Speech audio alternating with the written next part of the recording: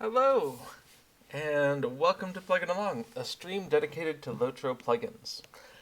Last time on Plugin Along, we finished up our initial MinstrelBuff II changes for the 2022 Minstrel 3.0 revamp. Or at least we got close enough that I was able to get through the very last parts of it after the stream and shift it out. So that's available now over on LOTRO interface.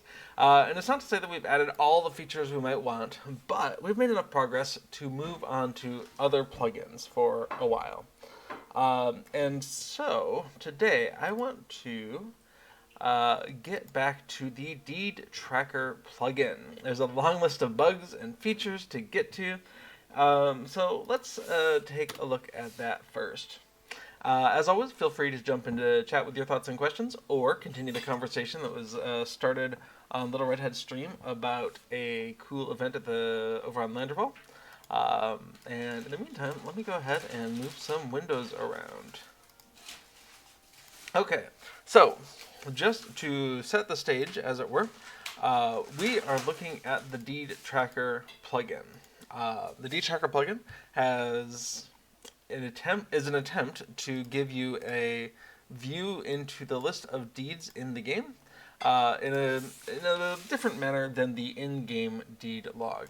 So, for instance, in the in-game deed log, the deeds are listed first. They're sorted by type. So we have the exploration deeds, and then we have the lore deeds, and then we have the reputation deeds? I suppose that's a good question. What are those things? And then we have the Slayer deeds. And so first you sort them by type, and then you sort them alphabetically in there. And for me, when I was playing this game in early days, I found that a lot harder to understand than the more hierarchical way that the deeds usually actually are. So for instance, in Breland, there's a deed called Deeds of Breland, sensibly enough. And it doesn't show up first, it's just one of these deeds here, Deeds of Breland, and in order to complete that, you had to complete 3 other deeds: Explorers of Breland, Breland Adventurer, and Slayer of Breland. And so I was very much looking for a hierarchical view of the deeds. Deeds of Breland, you gotta do Explorer of Breland, Breland Adventurer, Slayer of Breland, and you can make sense of what all the prerequisites are.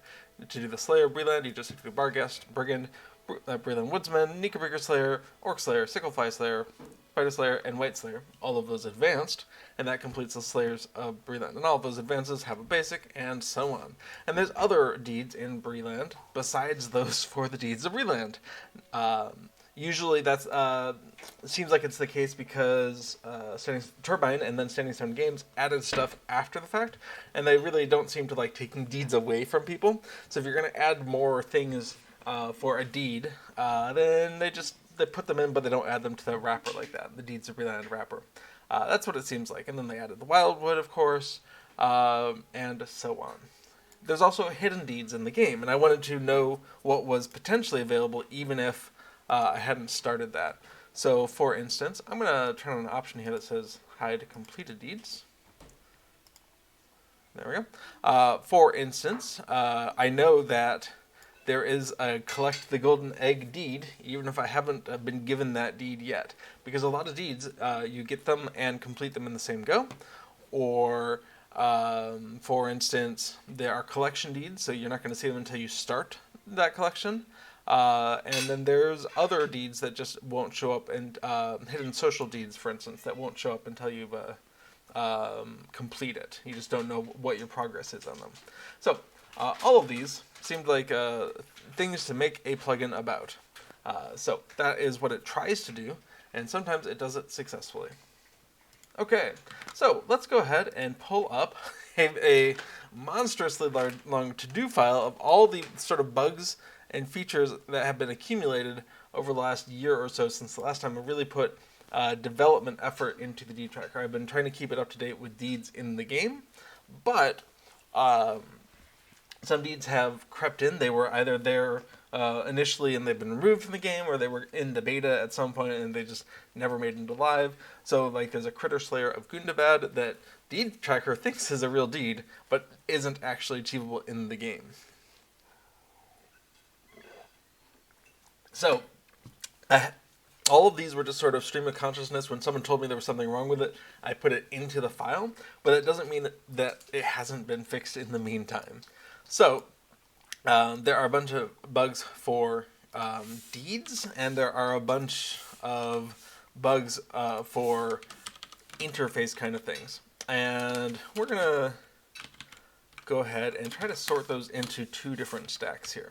So we have deed, okay, awesome. An actual bug in the user interface.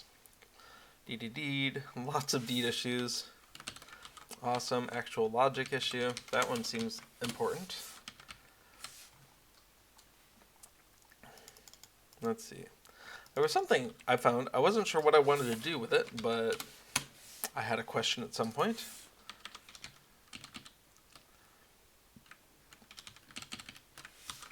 All right. And an important deed one, but it's really a logic one, that we just noticed while doing the Doom of Karis-Gelebrin. All right. Stop Radio asked, where is the event taking place on Landerval? And Shrunky says it will be next to the Prancing Pony, the big open area by the stables. 6 p.m. server time. Is it going to be 24 hours? 24-hour round robin on Landerval. 6 p.m. server time to 6 p.m. starting Wednesday. That's impressive. I didn't fully process that because I was getting ready for the stream, but good luck to everyone involved in that. It is non-trivial to coordinate something across such a large amount of time. Okay, so we have some tools and techniques when it comes to doing bug squashing with the deed tracker. There's a section of debug tools that are enabled under certain circumstances. Well, how do we do that? Let's go to the source control. In fact, let's get some stuff out of the way here and clean up where we are. Okay, so we're going to go ahead and do what's called a stash just to get these out of the way. Apply me. Okay. And there were some new things I was playing around with. It didn't come together. I'm just going to delete those. Okay, so in the priority anthem, we are going to go ahead and finish this feature. And that's going to say we're done working on the priority anthem thing, which we are, and we can start a new branch to start working on deed tracker stuff. Awesome. And we're going to finish MinstrelBuff II. Okay. Not to say we're done with MinstrelBuff II forever, but the branch where we were trying to keep our working changes, done. Okay, we're back to develop. Let's go ahead, push out those changes, and we're going to go ahead and start a feature, deed tracker improvements. Great. And then we're going to bring all that stuff back that was in our working directory. But I actually don't want most of it. So anything in crowd control, no. Hunter decoy, no. MinstrelBuff, no. We're going to go ahead and stash those.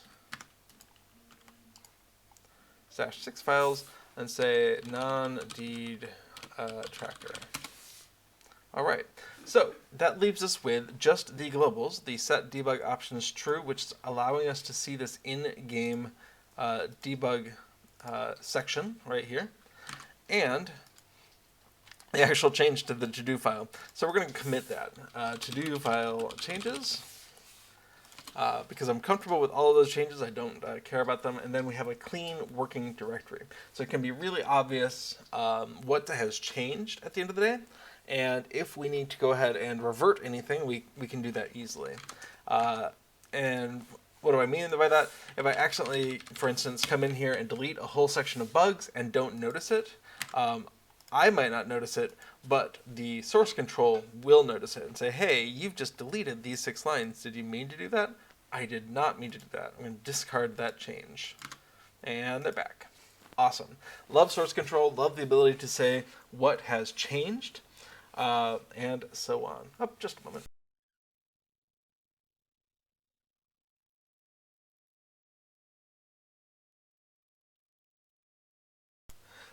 All right. Oh, Srunky says, this stuff is so over my head. Sorry about that. Definitely we are taking a stab at doing deed stuff on here, but I can also try to answer other questions.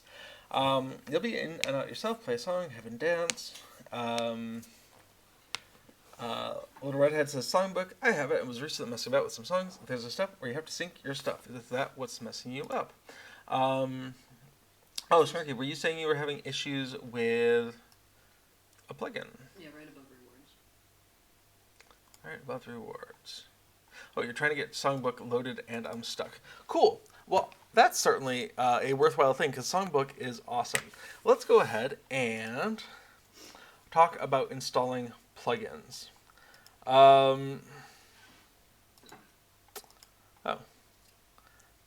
So let me have the plugin manager open. In fact, I just noticed this should be 65. There we go.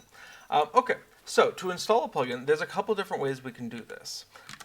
If you like installing things manually, you can always go over to LOTRO Interface. No. LOTROinterface.com.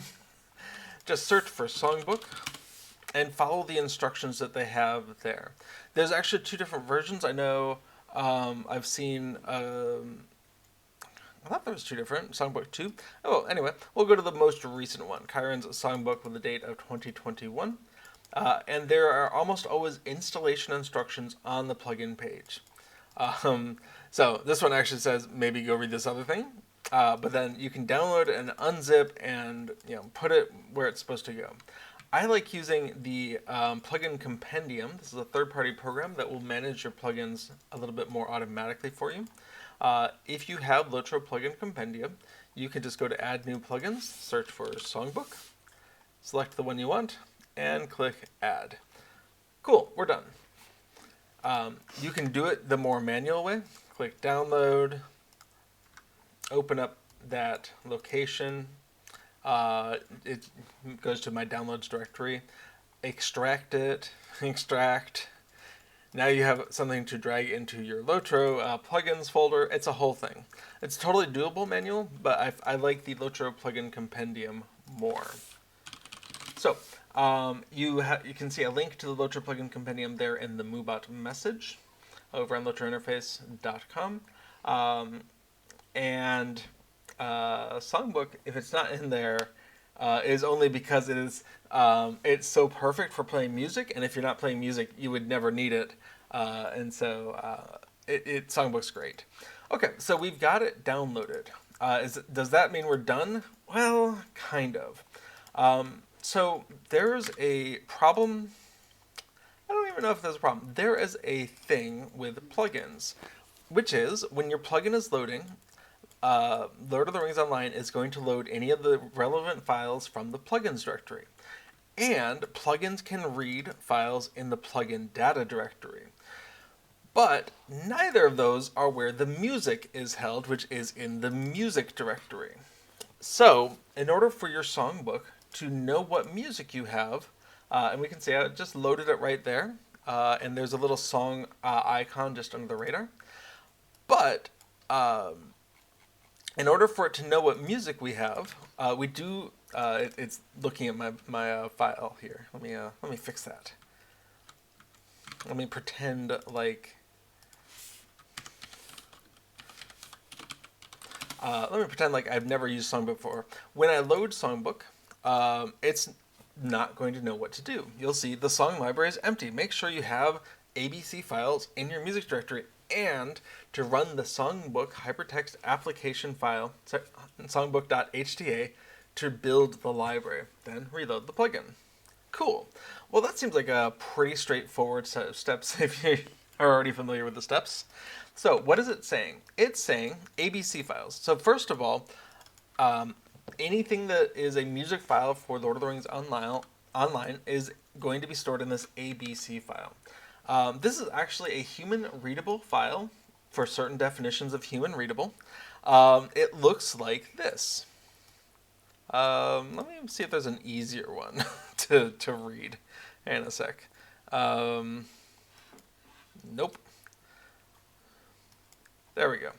Okay, so This is a human readable file, and the top of it is going to be a header that includes a couple of things. How many parts are in here? What's the name of it? This is the Inner Light Duet from Star Trek The Next Generation. Who did the transcription, maybe?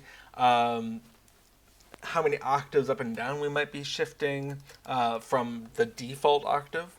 And apparently they also have some notes here. And then things like time signature and key signature. So this is in the key of C, time signature 1/4, 1/20. Sure, that makes reasonable sense. Now, if you're ever curious about doing more music-y stuff than just playing files that other people have put together, then I highly recommend looking into a program called Maestro. Maestro is a bridge between MIDI files and ABC files. And what we can do is we can drag this ABC file on in here. It'll start playing automatically. And it gives us a visual representation of where the notes are going to go. It lets us preview what the sound would be if I'm playing this with a basic flute. We could change that and say, you know what, the pipgorn is better for this. And it'll let us hear that preview of the sound. Not actually as bad as I was hoping. I was hoping for comically bad. Let's go for, I don't know, bagpipes? Where are the bagpipes?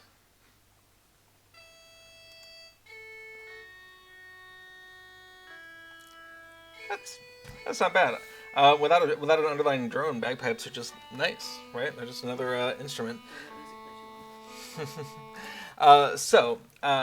Maestro will let you look at MIDI files and ABC files in a visual way. And why this is really useful is sometimes these files are a lot more complicated. Let's see. Nope, I don't want to save that. So this is a more complicated file. This was not handwritten. This was extracted from a MIDI file, which was either put together by someone or automatically produced. But you can be sending all of these notes into LOTRO. And so we have, let's see, all sorts of drum parts that you can have access to. It's great. So Maestro is a really nice way to visualize your music files. Once you have those ready, you're going to put them into your music folder. So this is Documents, Lord of the Rings Online, Music. And you have all your ABC files here. You can have other files here. LOTRO won't pay them any attention. It's only looking for ABC files. So in game, you're going to do slash music. I forget the exact command, something like slash music space play space, and then one of these file names without ABC. LOTRO will look for an ABC file. If it finds it, great. Oh, good point. Little Redhead says, I should check my inventory for chests. I do have them, and they are expiring soon. Thank you. Awesome. I would have been sad to lose those coals. Okay. Back to this. Now you've got your ABC files. They're in your music directory. You can play them from within game. So for instance, if I go ahead and say, well, what is the command? /music to get into music mode. And then we are looking for /play.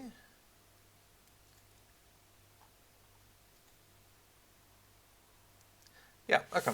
/play, and then the name of the file. Without the .abc, maybe even with the .abc, and then you'll be playing it in game. Unfortunately, I'm playing with a cowbell, and also I've got player music turned down. So you're not going to hear that.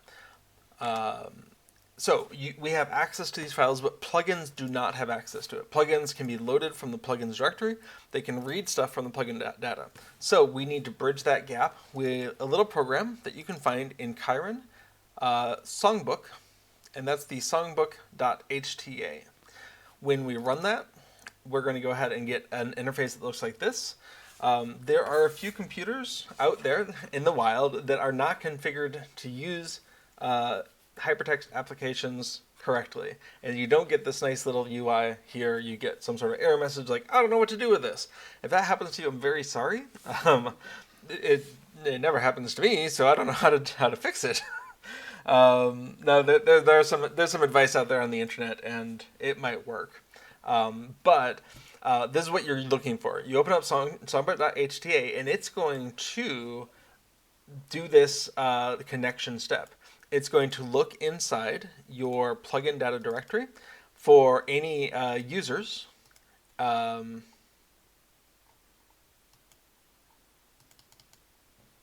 Fascinating.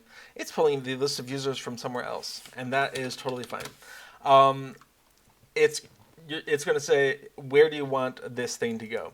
And in fact, if I would go ahead and choose another user, test user, we can go ahead and click Build Song Library, and it's going to go through all my ABC files, generate a plugin data file, and plop it right here. So it's going to look like this. So that is also human readable if you're ever curious about these things. These are just tables of Lua data. So if you're really curious, what are they doing? How are they doing that? Pop it open. Okay, so Scrunky said, this is where I got stuck, the HTA. Okay, so I guess the question is, do you see this interface, or do you get an error message that says, I don't know what to do with that file? Because if you see this interface, then you just want to pick which user or users you want to go ahead and have access to your music. So just to see that again, we're going to go ahead and run the HTA.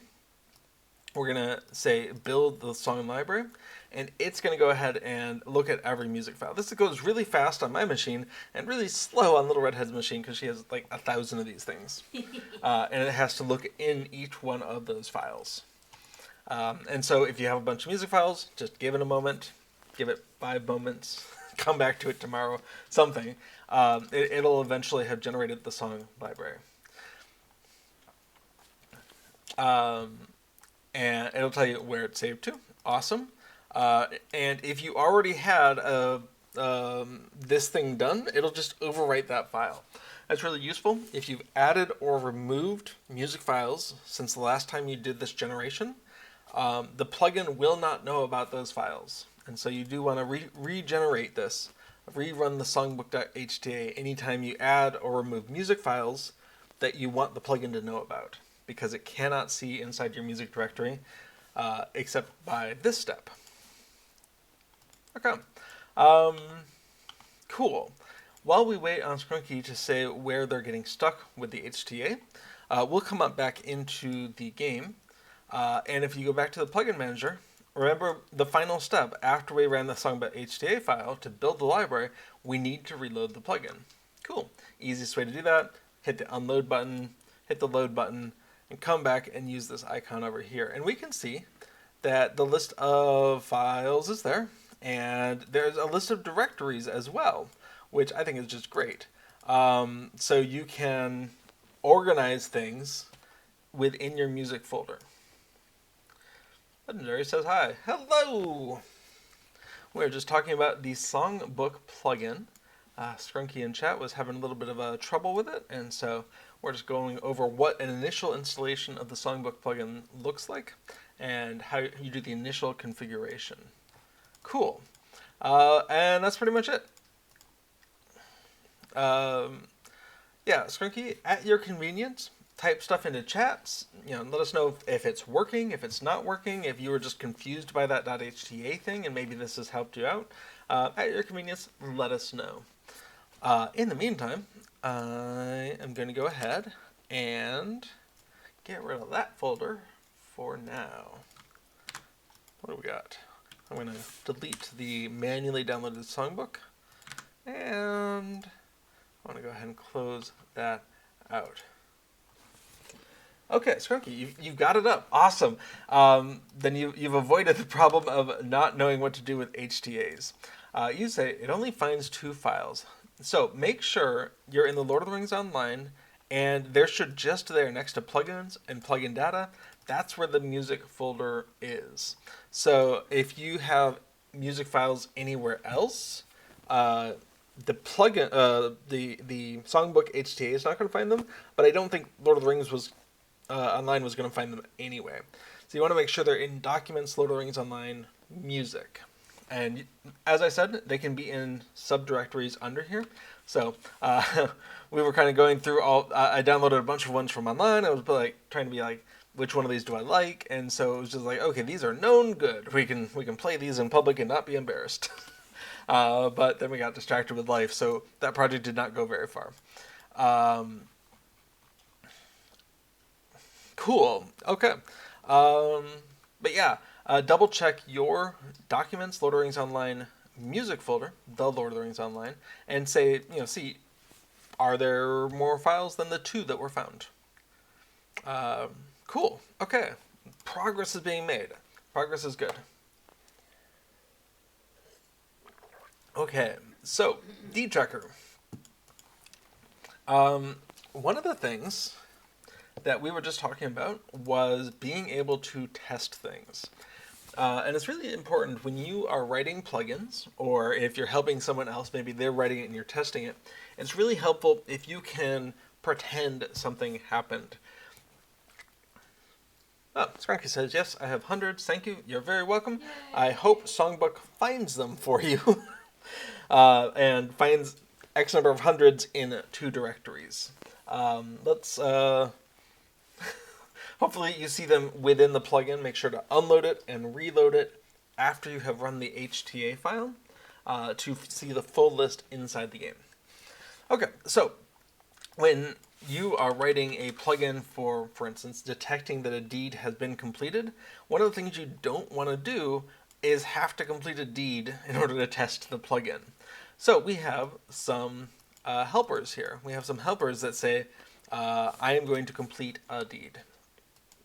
And that's going to be really useful for the first of these, the first of these bugs. And this is one we saw on Little Redhead's stream, which is a common problem for skirmishes, which is when you enter a skirmish, you get a quest, a wrapper quest. That's just like, here's what you're supposed to do in the instance. And that's called Doom of Karis Gelebron. But we also have a deed called Doom of Karis Gelebron. And deeds and quests are treated the same within in the game. And so there is a channel called Quest. And that's where completion is registered for quests and for deeds. So in there we see completed Doom of Karis Gelebron. And we need to mark that as being potentially the quest or potentially the deed. So let's go ahead and replicate the problem first. So we're going to come into skirmishes, and this is going to be Doom of Karis Gelebron. Awesome. We just want to go ahead and say Doom of Karis Gelebron. Complete. Oh no! That was supposed to be the quest, but, hey Lord Zach. Yes, we're back to the deed tracker. So, that was supposed to be, we completed the quest, Doom of Karis Gelebron, but we got the deed instead. So we're going to go ahead and back that out, and we're going to go ahead and open up the disambiguation thing for conflicting quests. Now, the way this is set up is something I'm going, that I want to change, that I'm going to change, I think. But, for right now, it is what it is. And so, we need to figure out where is the Doom of Karis Gelebron in this current structure. Doom of Karis Gelebron. Awesome. So, these things are huge because there's a lot of deeds and a lot of information about deeds. But we can see Doom of Karis Gelebron is right here. And in conflicting quests, we need to delve into the page, the category of the page, and the instance, or the deed number, as it were. Lord Zach, file-based database. It's what you got to do when you are dealing with .plugin files. I am going to be changing this so it's not as terrible, but that's going to require more concentration than I can afford while also talking about what I'm doing, I think. So it's coming in. But we can see we have a note here. We're talking about the save index. Awesome. So we are going to be in skirmishes, skirmish instances, and this is save index 94. Awesome. So 1194. This is going to come on in here at the end of the skirmishes. And this is Doom. Well, no need to type when we can go ahead and copy. Doom of Karis Gelebrin. Awesome. So 94, I believe that was. Save ID. Yep. And this is going to be just a little table that represents what's going on. So first of all, is the corresponding quest repeatable? Of course. It's the quest you get every time you're in the stupid skirmish. Okay, so quest name.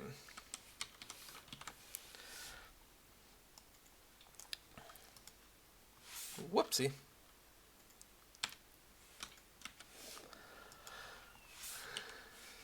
I seem to have birds being cast on me. Okay, so this is Doom of Karis Gelebrin, Perfect Picnic. Did I call the skirmish stupid? I think if I did, that was a mistake. I actually like the skirmish. What else do we need? All right, so is there a chat announcement that indicates that the skirmish is over? Yes, there is. I saved it off while we were in there and put it in the to-do file.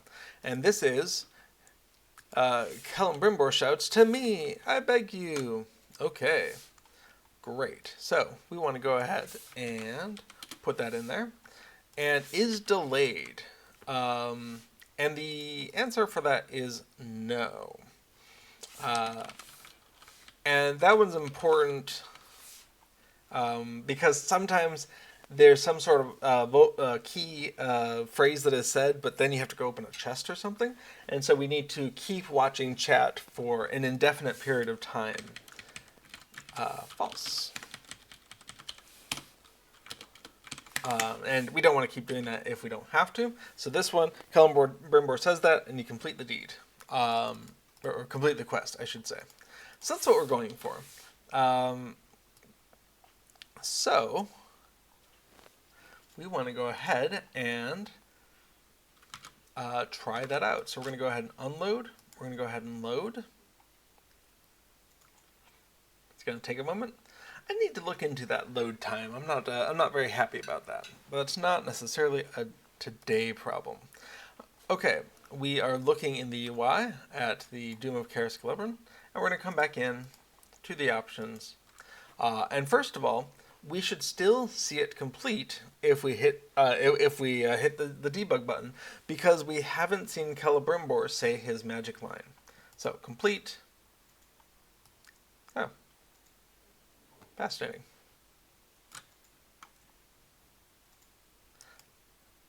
I had forgotten that it does that. Okay, so it knows it's a conflicting quest. It didn't see an announcement. It's still going to ask. I'm going to go ahead and close that. Let's go ahead and get this in here. And let's see.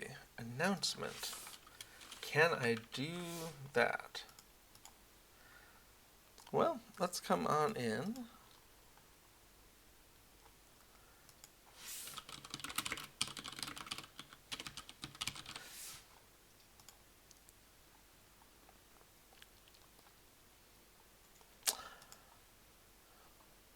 Announced false. Well, that's fascinating. I wonder if part of the problem is the color in the text. Because Celebrimbor was green because someone who was targetable was saying it. So let's check out this announce. Checking announcement of conflicting quest. Got to remember how this works. So we're going to come on in and search for that. We are in the was there announcement of conflicting quest function. It's verbose, but I know what it does. Okay. So the announced text is this, if that. Cool, we're getting the announced text.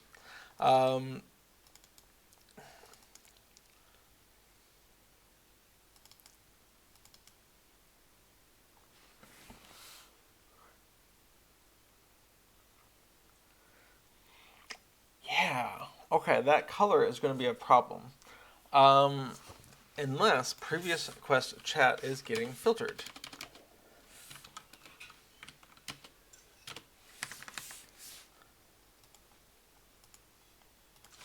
So let's come in and see, where are we setting that? Chat logger, great. We have temp message. We are not sanitizing that. Now, this was a technique that someone was mentioning. Maybe it was Thurlor? Yes, Agartha, as Agartha is saying, the green text means it's linkified, but when we get it, it also means there's going to be an RGB tag that we want to get rid of. There's various ways you can do this, but one way you can do this is pass it to an HTML-enabled label, say, this is your text now, and then grab the text from the label, at which point it'll have all the special markup stripped from it. Someone was saying this. I can't remember who. Maybe it was Thurlor. And it's very useful. So we're going to come on in to the MinstrelBuff plugin, where perhaps we were making use of it. Okay, so chat received in buff window. Handle advancement chat. Perhaps not. Let's come on into soliloquy window.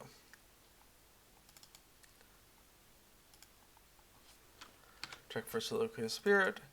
Args get raw text. This is a helper function, and this is what we want it to be, or how we want to use it.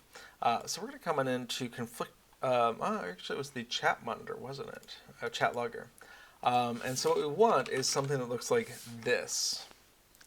Message equals get raw text. But that function, where on earth did it go? That function, soliloquy is great. I see. I didn't have it fully open. All right. So get raw text. Let's go find that. So what we have is a label. This label is for stripping markup. Do not touch. It is get raw text, the label. We set markup to be enabled. We set the text with something with markup. When we call get text, we do not get the markup back. To me, this feels like a bug, right? Like, I feel like if you call set and then you call get, the thing you get out should be identical to the thing you passed in. So I would call this either a design flaw or a bug, depending on whether it was intentional or not. And would say that if they wanted this kind of functionality, there should just be a get raw text or a get unmarkup text or something that does the what we are getting in effect. Because this as a side effect, or this as a it happens to work, just rubs me a little bit the wrong way. I'm glad it's there, or I'm glad something like that is there. But Lord Zach says, no cats today. Actually, there is a cat just out of view in that direction. I wonder if I can go over there. There we go. Thanks, Casper. Yeah, so that is Casper the cat looking away from us, but being willing to be near us, which is very nice. We were away for a couple of weeks, and I think the cats are still getting used to us not being away for a couple of weeks. Not sure. I think they're happy about us being back. It's hard to tell. All right. So let's see. Yeah. So what we want to do is go ahead and import this thing, and we can actually put it into the chat logger here. So what we want to do is add this in. We now have a label get raw text. We have a function get raw text, and we can now use that on get. Yeah, so we were calling it temp message. That's fine. We have get raw text args.message. Awesome. So at that point, we might actually be done. Let's go ahead and make sure it's saved. Come on in, unload, reload. Remind myself that I really want to fix that performance issue at some point. And okay, so we're going to go ahead and announce and complete. Announce is still false, so we really need to get into the announcement kind of thing. Okay, so we are looking for say. Oh. How are we looking for announce?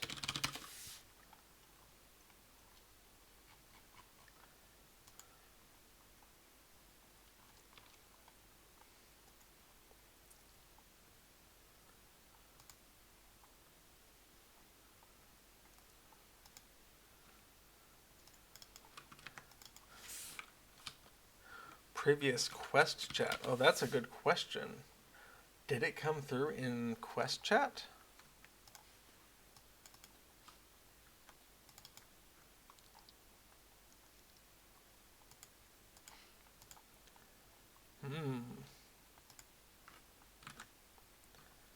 Because the chat logger is not looking for say, is it? Oh, it's looking for standard. It's looking for quest. But it's not looking for say. Calibrimbor might have said that in quest, but I don't think so. I think that was a local say. That could be harder than I thought. Calibrimbor shouts though. Okay. Note, if this was in /say, it might make this harder as we aren't looking in say. So that's a thought.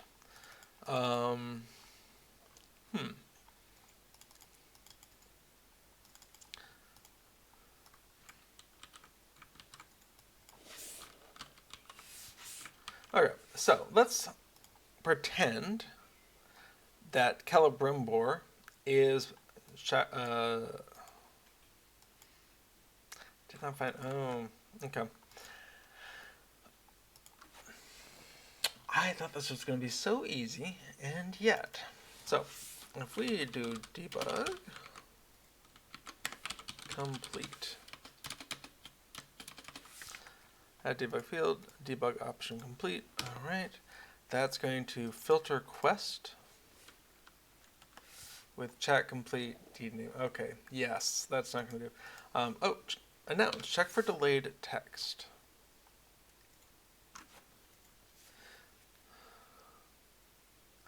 All right, that is helpful. Where are we going to do that? Chat logger, if it's chat type.quest.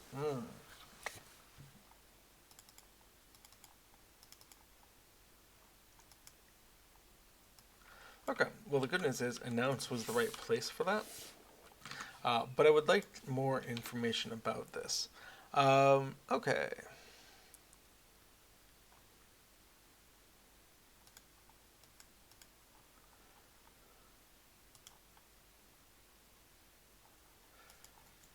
Oh, that is so weird. Why am I indexing 1 and 1 there? Am I so certain that those are the only one?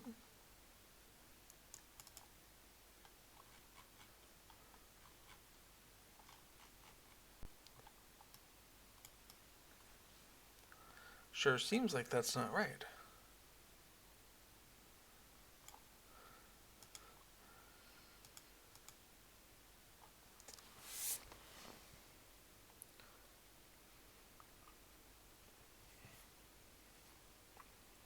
Huh.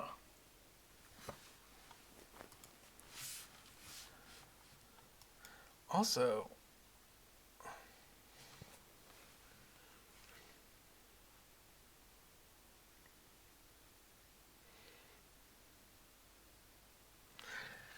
I'm just noticing that this is not a this is a partially filled table. Even in the skirmishes case, we don't have an entry for 0, 1, 2, 3, 4. I guess 1, 2, 3, 4. We have 5, 6, 7, 8. Sure, 9, 10. But then we're missing 11. We go into 12, and I feel uncomfortable that we're just looping through all of them. It's probably fine, but a keys function might be a better choice. But I am noticing that check for delayed text is only looking in skirmishes. And maybe that's okay. Let's check anywhere else.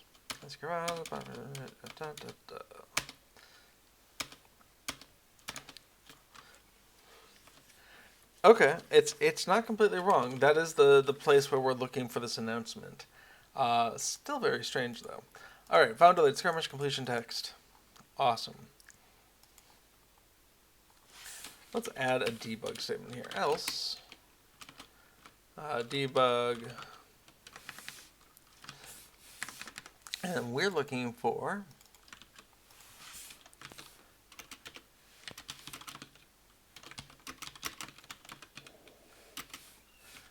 did not match, and then the announce text.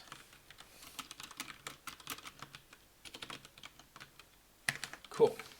So we're running with quotes just because we want to check for any spaces or other white space at the beginning, at the end, whatever. That might not be easy to see otherwise. All right, so we're going to go ahead and unload, reload. Come on back into our options and announce.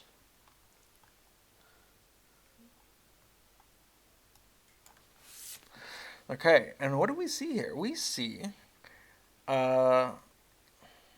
we only checked 3 times. Now,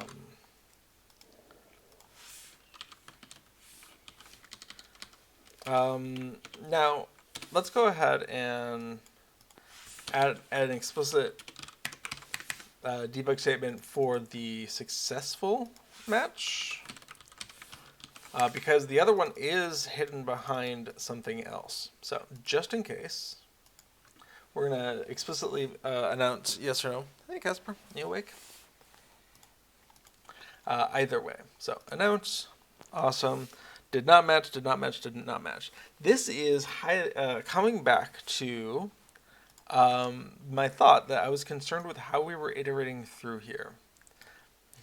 So we have Guilian and Ercrude. Okay, that's number 6. We have someone's been defeated. Has been defeated. Okay, that's rescuing Nerjka's shoe of all things. And then Picnic has been saved. The rain even cooled things down. But what we don't have is everything else. What's going on with that?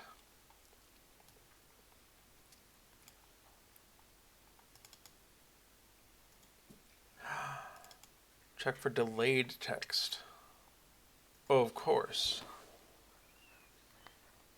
I completely forgot. This function only matters for delayed text. We're not in delayed text. It's an immediate thing. And that's just the previous quest chat.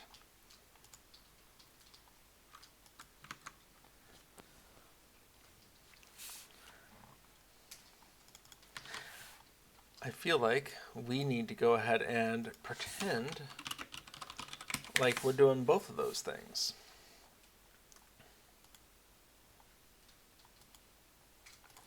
But we can go ahead and get rid of this debugging in a function we shouldn't be looking in.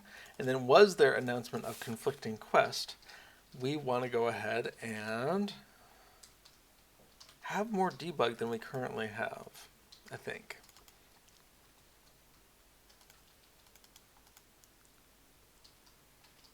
So, debug, checking, and we're checking the announce text.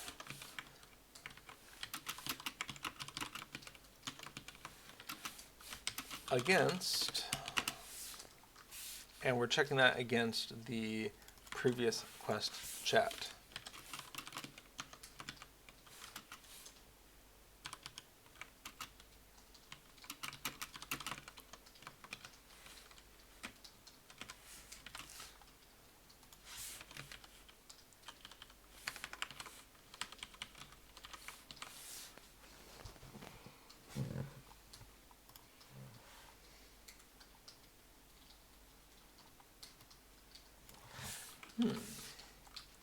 Just a moment.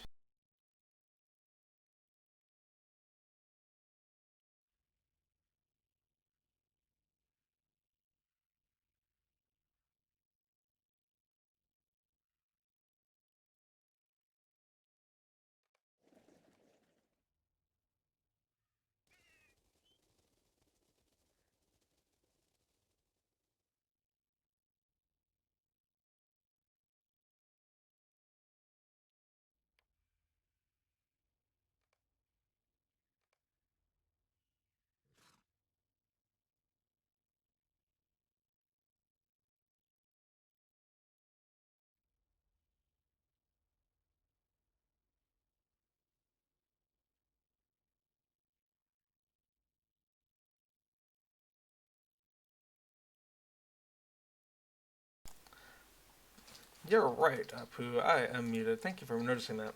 I was just coming in and saying that didn't work, or at least we didn't hit that debug statement. So what I would like to do is come on in, hit the announce button, hit the complete button. Okay, we're just not calling this function. Why are we not calling this function? All right, so if does deed have conflicting quest? That is the first thing. So we have ij save index.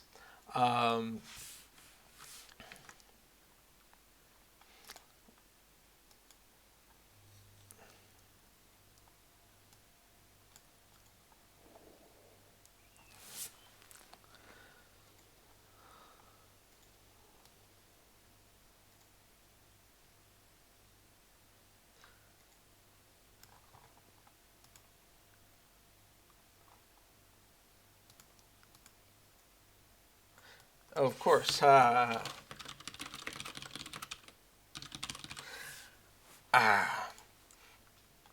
Okay.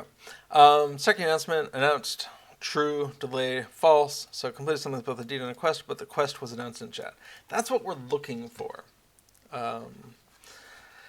Is we hit the announcement, we hit the quest, and it automatically suppresses that disambiguation. Now, if we change this around, and calibrating board doesn't show that anymore, test announce something else, then when we complete, we do get the UI saying, hey, I don't know which one it was. So this is just about suppressing this disambiguation window in certain cases. But my worry is, it was a say. Lord Zach says, does the name mean something?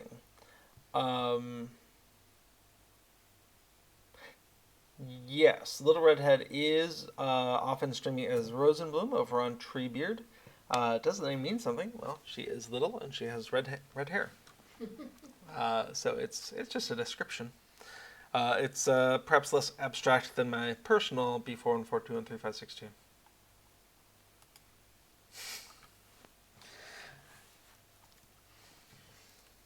Okay, so we have a working thing, and it only took a little while to remember how this works. So this is always a case of exploration when you come back to a plugin that you just haven't been to in a while. Okay, so we're going to go ahead and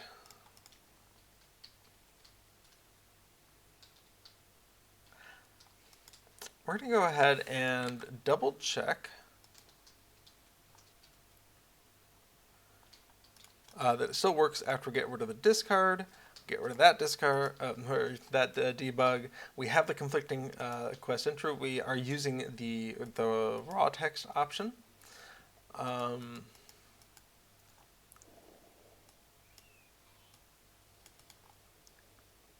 Okay, so we're going to go ahead, unload, reload, just double check. But,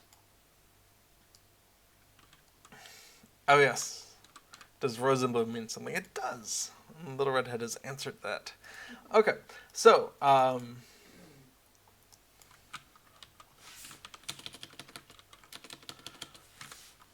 we need that conflicting quest text.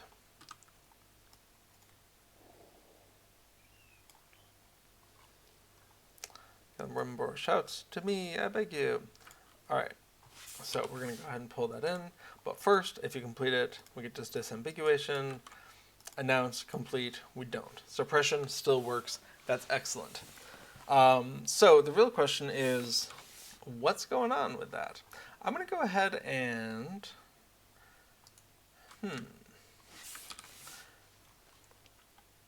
I'm inclined to pop into Doom of Karis Globrum just long enough to kind of double check.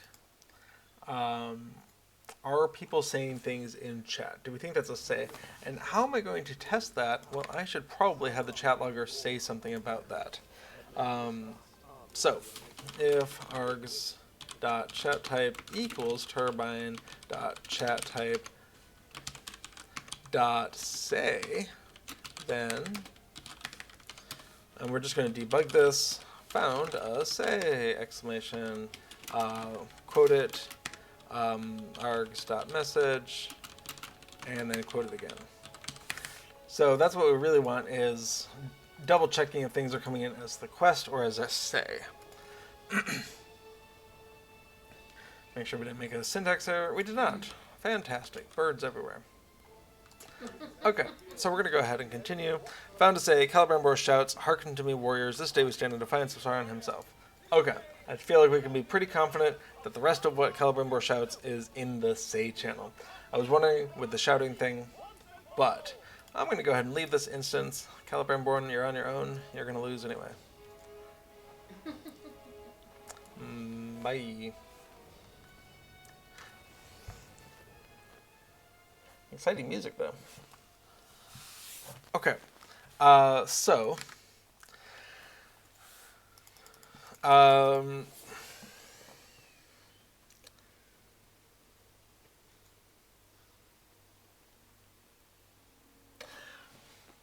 I think I'm going to be inclined to put this on the back burner, because what I would like to not do is parse everything in say all the time for this one deed quest. And so what I think is instead a good idea is if we can find something in that quest channel. So found quest text, and then sometime, I guess we could do it right now actually, just go through and figure out what quest text is said right before we finish that, if possible. So, hey, little redhead. Yeah. Want to actually go back in? Yeah, sure. Oh no, don't go in yet. I'm going to restart it at a lower level because I don't actually care. Look at Faildor. They're gonna lose. Yeah, it's gonna get restarted. So yes, Rosenbloom means like a rose in bloom. Okay, there we go. There we don't grow. Okay. Doom of Karis Galabrum. We're going to do this like level 20. Awesome. Not going to get any encounters though. Never mind. It's fine.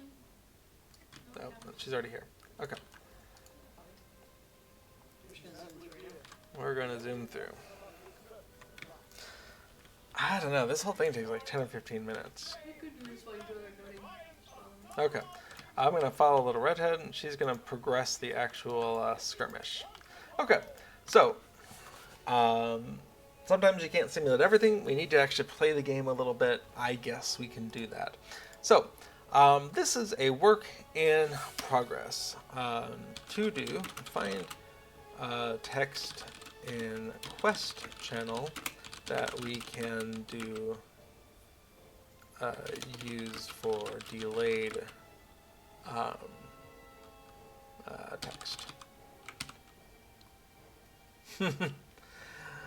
Apu wonders if anyone has Fleur de Lis. Well, the good news is they have to work hard to get it on every server. So even if someone has it, they might not have it on your server.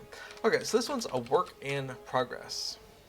One of the ones I thought was interesting was a lot of plugins out there use files from the Turbine distributables, but they just copy those files in and distribute it themselves instead of having to depend on the files being there. And so let's take a look at what I mean. Enemies are marching on the blah blah blah. Okay, so in plugins, and I'm going to go ahead and delete Chiron here. We have Cube plugins and Turbine. And if I go ahead and unload Deed Tracker and do a quick little refresh here, if I delete the Turbine files, or if I actually just rename it, Deed Tracker will not load. Because we are expecting the class stuff to be there. And so specifically, we failed to import timer because timer is attempting to use the class keyword. And so what we want is this class.lua. And I was wondering if we could just go ahead and import that. So, what do we have? We have Deed Tracker, we have the timer. That's using class. Awesome. So if we could import that, that'd be really nifty. So detracker, let's go ahead and pull that in. And in our main, we want to go ahead and import class.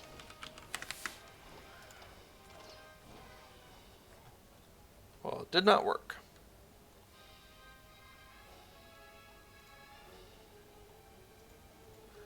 Unable to resolve package class. Oops. Cube plugins.dtracker.class. Okay.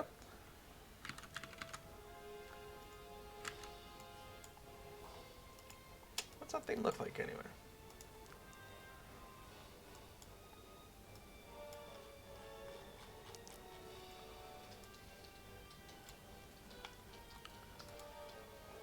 Sure seems like that should work.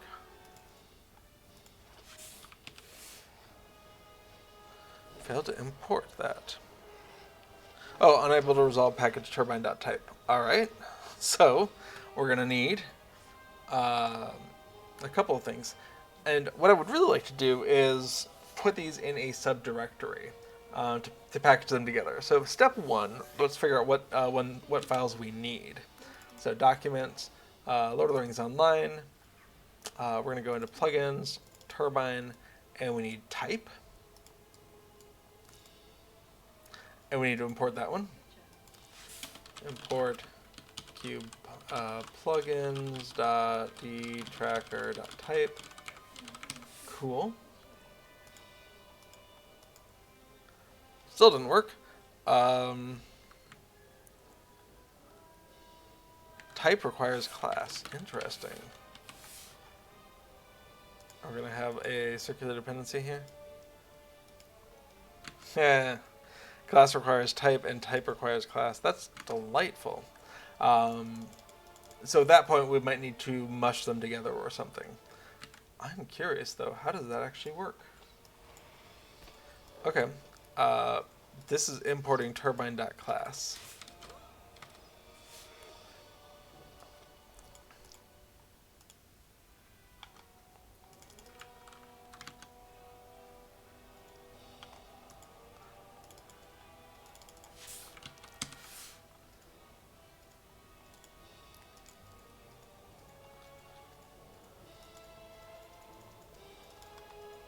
Okay.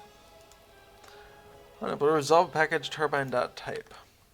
This is class 234.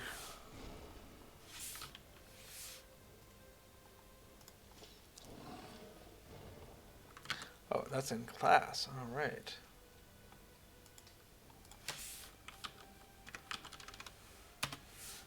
Oh, okay.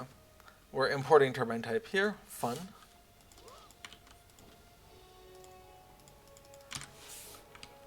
That's less concerning than I thought it would be.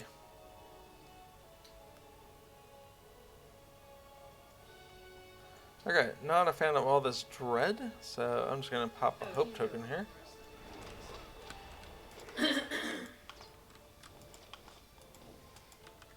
Great. Okay, so what do we see? After actually looking at the line numbers that were producing the error message, that was actually pretty straightforward. These import statements needed to be updated so that they refer to this one, but other than that, we're not changing any of these files. And so if we import class, we get type. If we import type, we get class. They seem to work together. Cool. I guess it doesn't surprise me. And so the real question is, now that that part works, can we nest these in a turbine folder? Which would be my preference. So turbine files. And for that, we would take class and type and toss them in there. And we would go ahead and update dtracker.turbinefiles.type. In fact, probably .class at that point, since they import each other. And then we have to remember to include that nesting in each of these.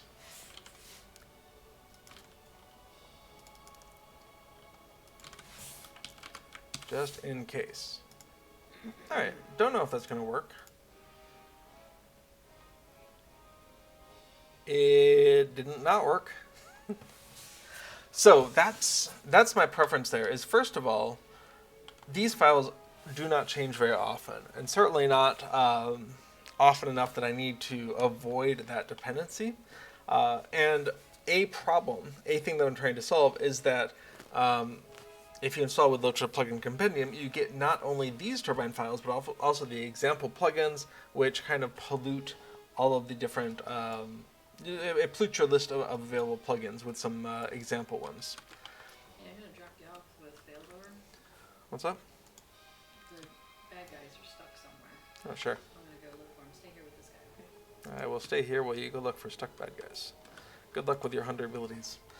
Okay, so yeah, I want to go ahead and pull those in, but I don't want to just mix them up with my files. I think it's important to go ahead and call out that they are Turbine files, and therefore I shouldn't be changing them, and if Turbine changes theirs, I should, or SSG now, I should go ahead and pull those in. But what's really cool is that, as far as I can tell, I can now go ahead and get rid of this Turbine.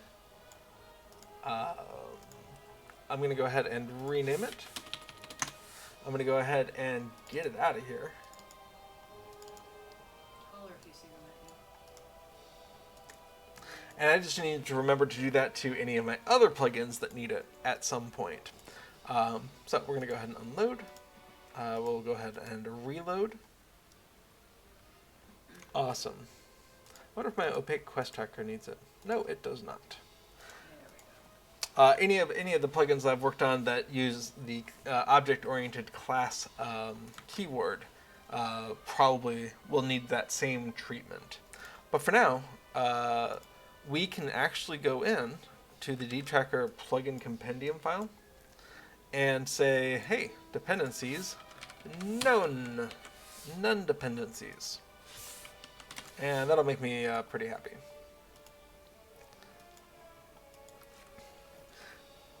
Okay. Well, that's a neat idea. Let's come on in and start making some changes. To do, make dtracker work without needing the Turbine files. Okay.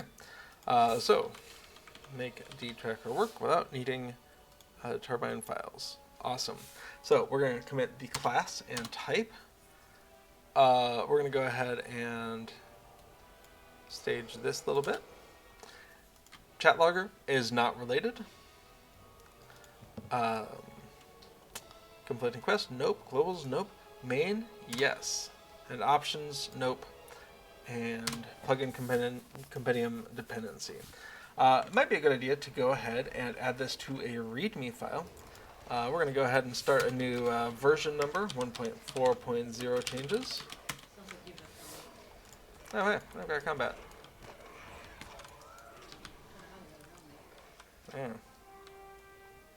Faildor wants to talk. Excellent. Go ahead. Alright. Enemy shall not triumph. Glory to the Myrdain. Cool. Okay, so we're definitely starting a version 1.4.0. This might actually change into a version 2 if I do enough changes before a release. We'll see. Alright. Enhancements. What? What's your next? Oh, talk to Celebrimbor. Alright, come to me. Alright, enhancements. Included Turbine files. So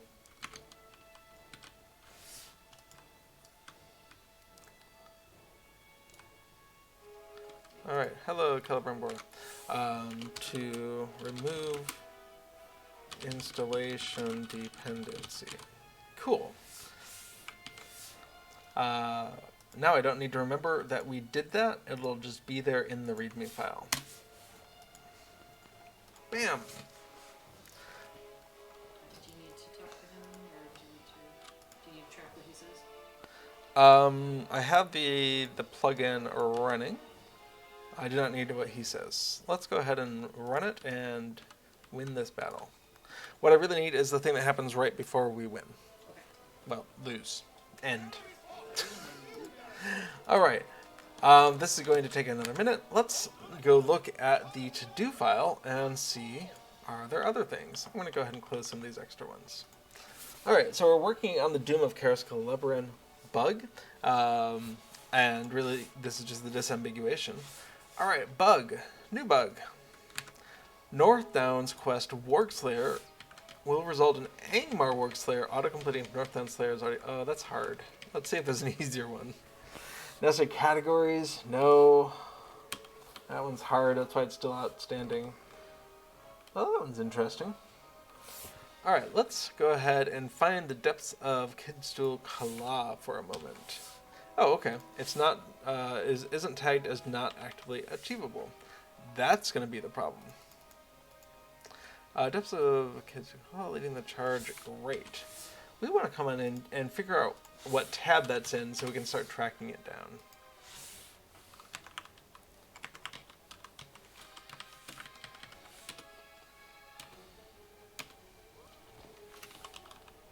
Alright, here we go. That is in the Vales of Anduin. Alright. Now, in order to isolate myself a little bit from having to deal with all of this Lua databasing, we have some Excel spreadsheets. Why not? Vales of Anduin, that sure sounds like a Ravanian thing.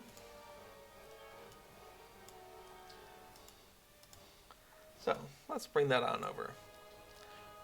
Alright, so we have a leading the charge, which should be marked as a not actively achievable. It's not.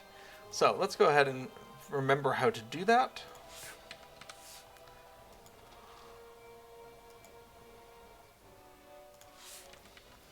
Let's see. Would love to have an example.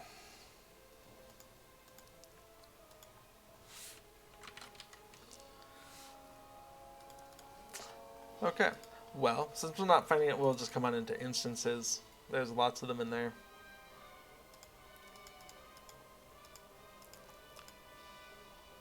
Cool. So what we want is a limited time only marking in the not actively available. There's a number of reasons why something might not be actively available. If we come on back to the beginning here, let's see. There's a couple of reasons. It might be obsolete, so it might have been removed from something be available. It could be limited time only. Leading the charges are a classic example. I don't want that to count against someone if they weren't even playing the game at the time. For stats purposes, I'm only interested in deeds that are available right now. Anyone could complete them. If it requires a purchase, like there are some deeds when you have bought the Ultimate Edition of Minas Morgul or something. Well, okay, I'm not going to penalize you if you don't have money. Okay, we're coming into the final assault. Oh, hey, we're coming into the final assault. Alright, you've defended against the fourth assault upon Karis Celebrian. Awesome. Probably we're going to see you've defended against the final assault, and that's going to be very handy. Okay. Time gated. I wonder what I thought the difference between time gated and limited time only was. Not sure. Should probably figure that one out. Or unknown. Just, we don't know why it's not available, but it's not. I'm going to call limited time only anyway, because I have been using that for other things, it looks like. Alright, so Vales of Anduin, limited time only. So that's going to cause our generated... it should cause our generated Lua to include the right data. Let's go check that out. It does not. Because not actively available isn't going to be happy with that. F2G6.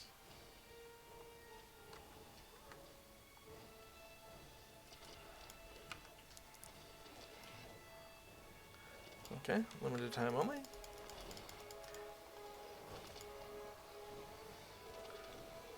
D2 to E6.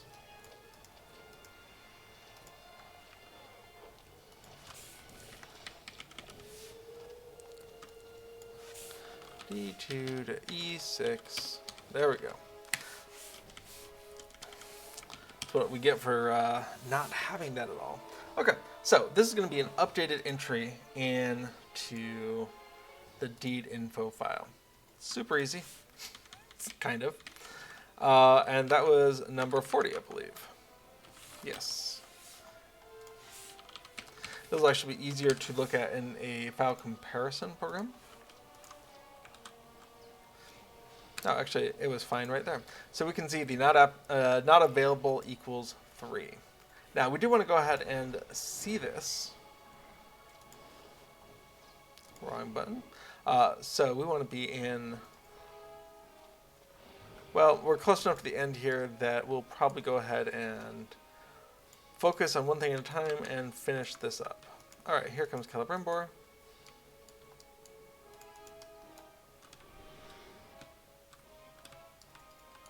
What's up, yo? Oh, there's still more stuff here. All right, Vanian, Bells of Anduin, leading the charge. Cool.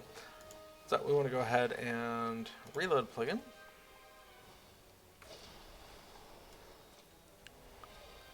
Leading the charge, minimum level. I'm missing one other thing. Okay. We will go ahead and focus on this and then bring that out.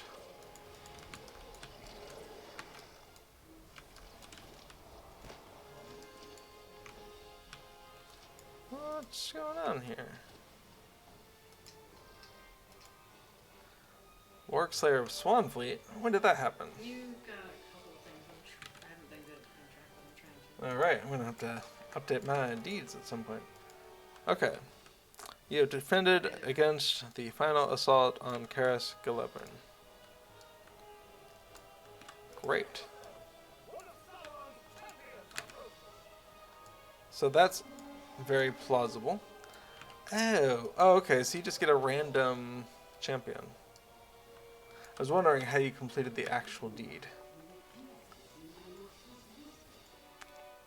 Yeah. So looks like.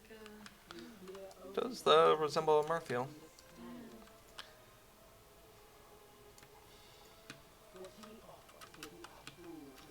Blah, blah, blah.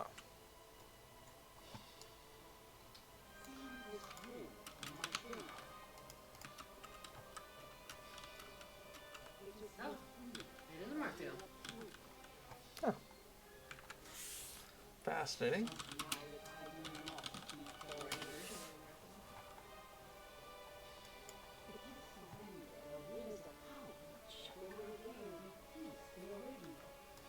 Just copy that.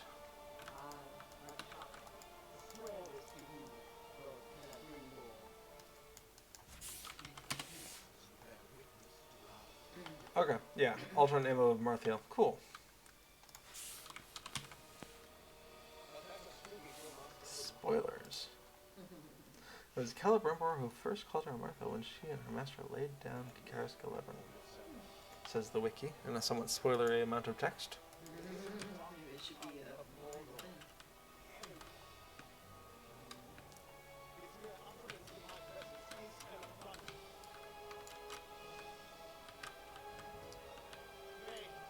Oh, there you go. I brand you a Marthiel. And her name changed.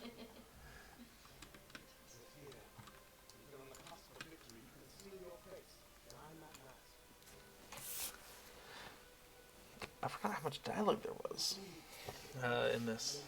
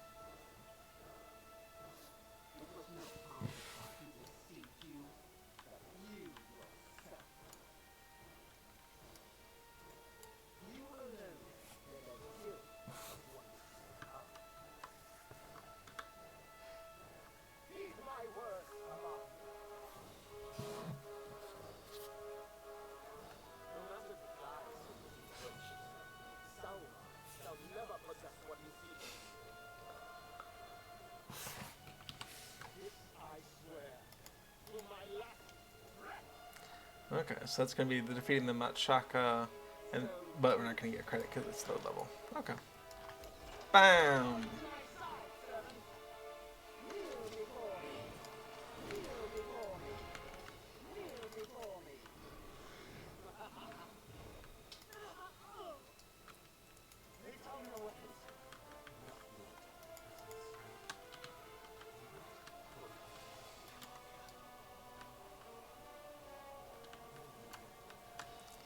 Okay, so defeating a champion. Do we get a quest update here, or do we have to do? You have defended against the final assault on Karaskuladbrin. I'm gonna copy that off just as a backup. But Zach asked if that is a surprise one. Not sure.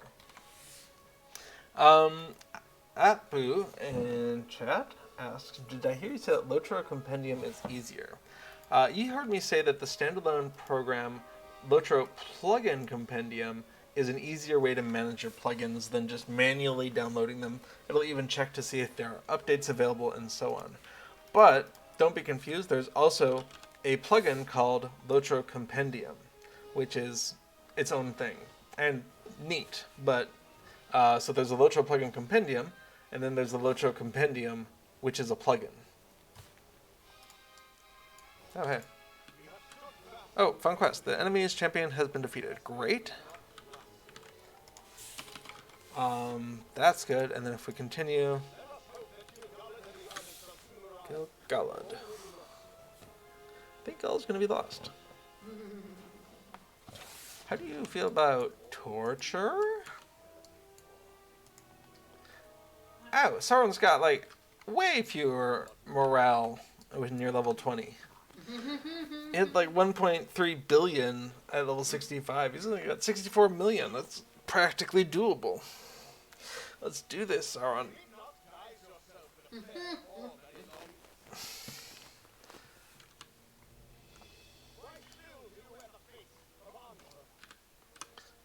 How do I get those eyes?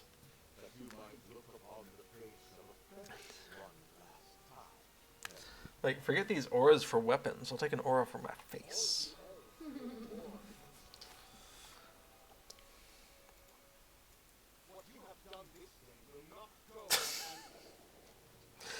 Learn, Zach. But they were all deceived, for another plugin was forged.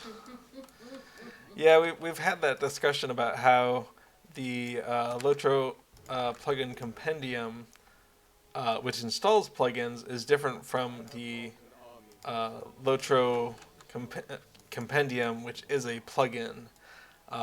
But, you know, naming things is hard.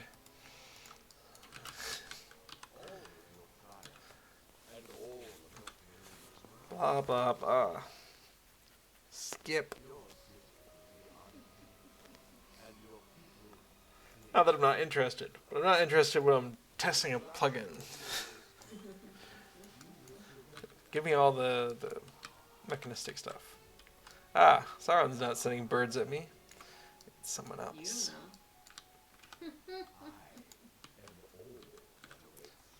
Alright, anything else? Anything else?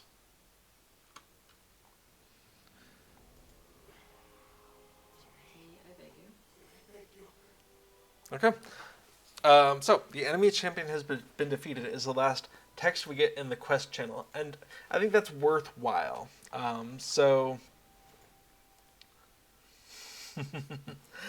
think that's worthwhile because I do not want to open up looking at all of Say for one single thing, and we already have a mechanism for delayed text announcement. That is, text that, in this case, was announced well before with other chat items in between, potentially. In this case, it's a bunch of Say stuff. It almost feels like it's not delayed. Completing the quest is the first quest thing that happened after the enemy's champion has been defeated. So it's not even delayed in that sense. So what we want to do is we want to come on in to deed info, and we're going to go ahead and come on into conflicting quests. This is Celebrimbor shouts, nope, the enemy's champion has been defeated. That's the English version of it. Of course, we're missing the German and the French for right now. And this is... That was the quest. All right. Does deed have conflicting quest? Great, show me that. That goes into the plugin functions. And was there announcement of conflicting quest? Let's come on into there.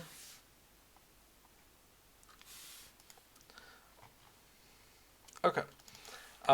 So we're looking at previous quest chat. Previous quest chat is assigned only for quest channel. And this was the first quest thing that happened after that announcement. Apu asks, so plugin compendium is a separate executable and will not nest in LOTRO folder. Yes, that is correct. So let's actually take a look at that. So if we go to, just looking at the link in Stream Chat there, whoopsie, plugins, there's more than one of them. We see a link to LOTRO interface. And so if we go ahead and launch that, then we see this page on the LOTRO interface site. If you download this, you're going to get a zip file that has an executable. We'll go ahead and let that come on in. And you can go ahead and extract that with your favorite zip extractor. And you're going to see a plugin compendium setup. This is going to install a program on your computer just like any other installation. And so it'll probably end up in your program files directory. I don't know specifically. And from then on, you can use a shortcut in your start menu, plugin compendium, to launch it. Let me know if that makes some sort of sense for you. All right. So we're gonna call that good. This is we have traced through the logic and confirmed to ourselves that this is not a delayed. So quest completion is the first quest chat item after this announcement.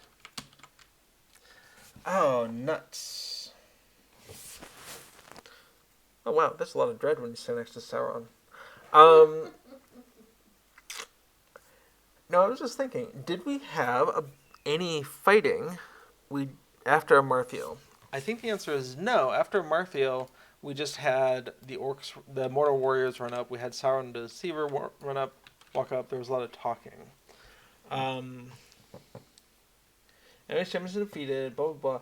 Just talking. Okay. My worry is because there's actually a fair amount of time in between them, you could actually complete a deed in between those two. For instance, Rosenblum over there could just be finishing up her breadcrumbs on me, complete a deed, that would go to the quest channel, and because there's so much time between the two, that really raises the chance of that happening. So the alternative is, go ahead, mark it as true. It is delayed, but there is a long time, a lot of NPC talking between. We're going to go ahead and mark it this way. Because when you have like 5 minutes or something between the two, is it really 5 minutes? The last time stamp was 9:14. 9:12. Okay, it's 2 minutes. 2 minutes of delay. It just feels like a lot of time. Lord Zach says, lots of elves died tonight. Or today. Yes. And chestnuts? Well, I'm not sure what that reference is. But we do have corgis. There is the chestnut corgi.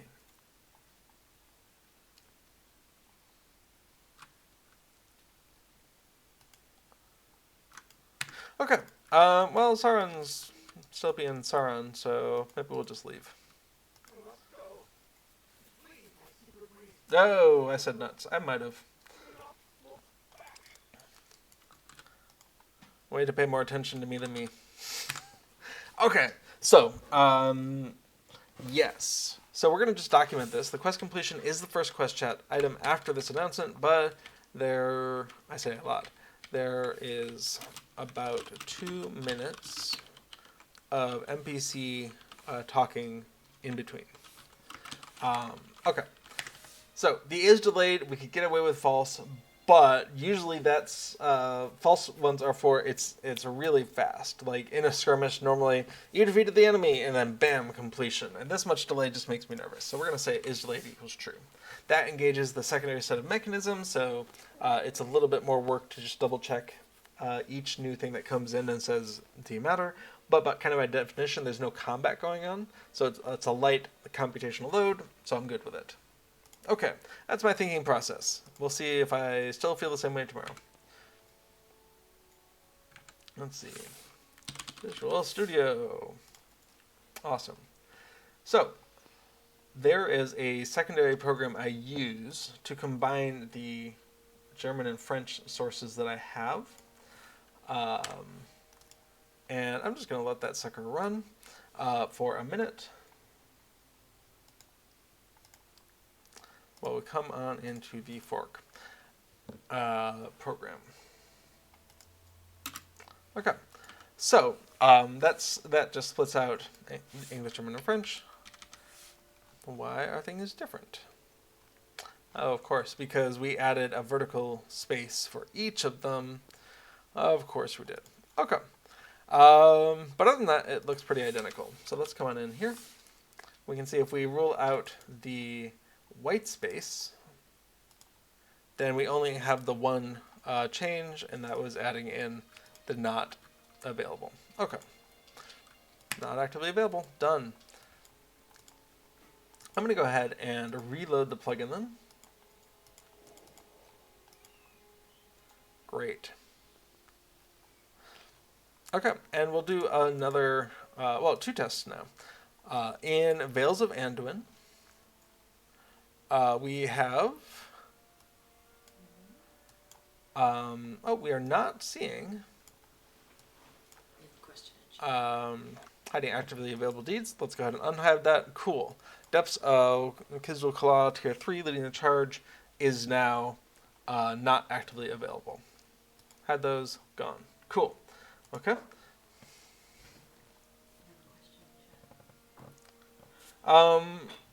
Duff, I see your question. Let me finish my thought process here in just a minute, and then we will go ahead and look into that. Actually, let me read this. Speaking of deeds, can this plugin fix the issue of completed deeds not being selected? Oh. I think you mean when you have the notification down here, if your deed log is not already on the page of the completed deed, when you click the deed completed button, it takes you to that page but doesn't mark it as completed and select that deed. And this is an annoyance, absolutely. What it does do, so no, the plugin does not do that. That is a LOTRO problem that this plugin is unable to affect. But what this plugin does do is tell you where you're going to find that deed. So if you do want to click on that deed, the first thing I can do is say, oh, it's skirmish instances. Cool. Click on that. And then go click on the deed button. And since we're on the correct page, if we want to be really thorough, we can even hit completed. And then it will select the deed that just finished. Which is kind of redundant, since if you're already here, it's just going to be the bottom one. But because if you've just completed it, shows at the bottom a little flag. But the shortcut to that is oftentimes when you complete a deed, you get another deed started. So you'll have that pair of, you finished a deed, you've started a deed. So if you click the started deed first, and then click the finished deed, because they're almost always on the same page, it's a shortcut to doing that. So click the started, click the finished, then you're going to be selected on the finished deed. So for instance, if it was clicking Protectors of Thinglehead, click Siege of Gondomar, yeah, you would go first to the one and then to the other, and you have to burn 2 notifications to get to the one. It's kind of unfortunate, but no, unfortunately, the plugins that we write can't modify the behavior of the built-in UI like that. Lord Zach says, Lotro just needs to fix it. Yeah, it's in their court. I don't know if anyone's actually submitted a bug report for it. Wouldn't surprise me. But yeah, there's a workaround for those cases where you, like if you finish the basic and get to the advanced, but you just want to see, tell me more about the basic. Because there's some cool lore stuff in here, right? You can come over and hover over the things that you've completed and see more. The new one, then the completed one, shortcut to that. If you're using dtracker, go to the page that's specified first, then click it. There's workarounds. So until such a time as that is addressed, and I'm hoping there is work coming for a while now. Ever since I want to say Gundabad. Possibly but Azog, maybe Gundabad. There were so many tabs needed for the Rovanian page that they just made the window wider without really addressing the art asset here in the middle. Or in fact, moving the little X button, which canonically should be in the upper right hand of this window. And it is not. So my hope is that they have a number of things that are kind of backlogged for the deed log page window. And they'll just be addressing that kind of when someone has a chance to do one of these things, they'll just do all of them while they're in there. I have no inside knowledge of this. I have no idea if this is true, but that is my hope, my inner hope deep inside. We'll see. Other thing I thought was interesting was during Extra Life, one of the QA people was streaming. Or possibly the localization coordinator. One of the SSG employees was streaming, and they were commenting that, in general, if something is not a breaking issue, just a bug, just an inconvenience or a mistranslation or whatever, maybe not even mistranslation, just a bug or an inconvenience, but not a breaking issue, a lot of times those will not get rolled out as part of these weekly updates, but they'll just get squished together into the next big update, whether that's content or just a larger thing. And so it is quite possible that that bug has been fixed in code, but we're not going to see it for a few weeks or months because it sounds really annoying from a QA perspective to have to test lots of things every week. Little Red thinks it was MVP Streaming who mentioned it. Quite possible. They were one of the 2 people I was thinking of. So, just be, if you see something, say something. You can always file a bug report on that. And hopefully, if they haven't gotten to it, it's a quick fix. Oh, cat's back in the chair. Sweet. Bam. Hello, Casper. Bam. Casper is a differently shaped cat that I'm used to in other cats in my life, and his front legs are so long that he does this wrapping thing around the front of his body with them instead of just like they're not like that. It's like that. I don't know if we can see that, but we might be able to see the tip of his paw in there. It's different. I think it looks very distinguished while he's doing it. Like, yes. Okay, so, awesome. We made some good progress. Let's go ahead and start wrapping up a little bit. So let's go ahead and first find those things that we have fixed. And we have, there's a bug first reported to me, reported in multiple places. L'Oreal did it. Maybe someone else did as well. Okay. Getting charge increased. They kind of completed deeds, but should not count. Thank you for reporting that. Awesome. So we're going to go ahead and come on into our source control utility and start committing these changed files. Okay. So the first thing is, we're going to want to put that into our README file. Again, if you build your README file as you're making these changes, then when it's time to release and be like, what all did we change? It's kind of a freebie. You've already done it all. Deeds marked. Well, I've gone and deleted the thing. That's because I'm leaving the charge. And where was that? That was Ravania. And then that was Veils of Anduin. The Dipsikizu, leaving in charge as not actively available. Cool. So that is this one. That is this one. That is that, this, and this. And that. Okay.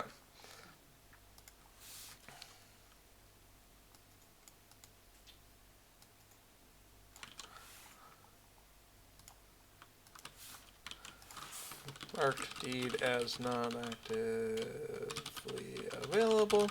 By convention, or by kind of modern convention, this first line, they really don't want it to be too long. So, I don't know, 60 characters or something. And so longer text, you can just put in additional lines.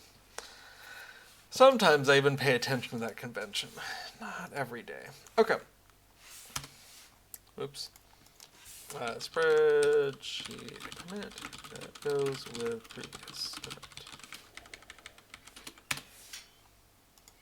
Okay.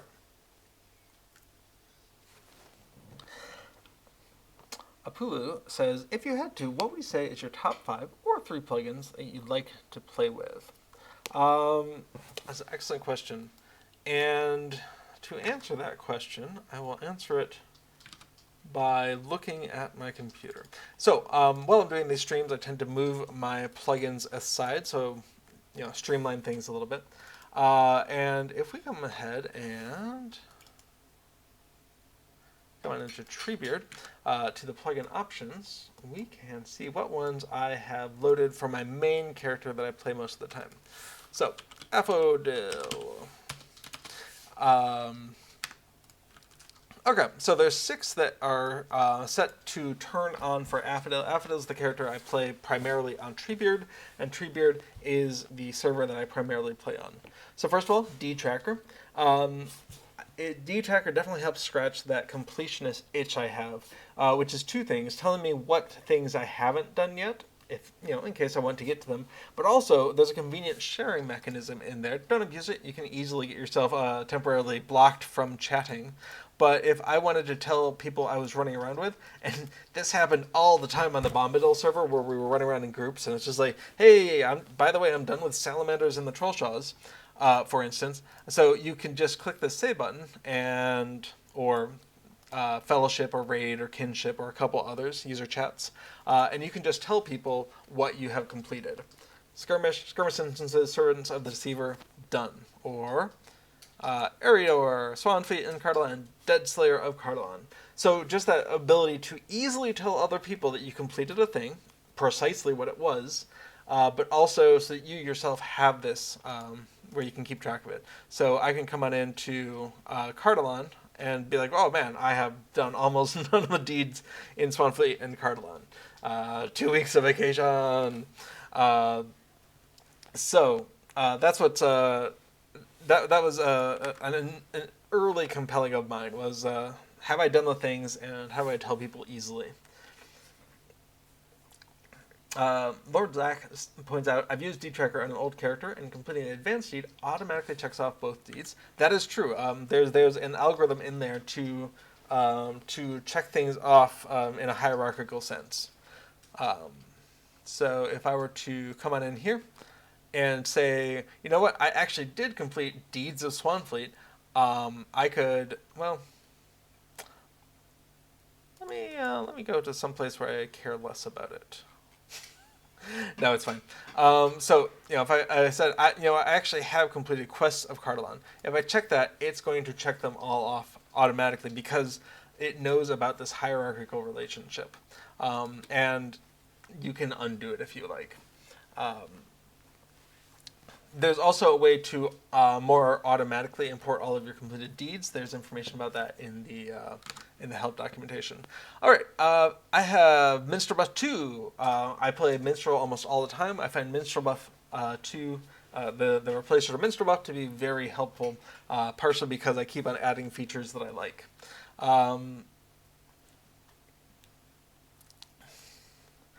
Guff, excellent question. I'll get back to that in just a moment. I still have the class trait point checklist plugin loading, but I think it has now become pretty much obsolete with the recent changes they made to how class trait points are awarded, which is strictly by level. So it might be nice to know how many you're supposed to have at a level, but you'll always have the right number. There's never going to be any that you could have gotten because you missed some deeds or some quest lines or whatnot. So I think that's quickly on its way out as being overcome by events, but for a while it was super useful for me. Buff monitor is something I really like. A lot of people use buff bars, and that's a very good solution for a different problem. My main problem is, which of my foods do I not have active right now? And by default, my experience with buff bars is that when the buff is gone, the bar is gone. And what I want is when the buff is gone, the bar should be like, hey, you should use me.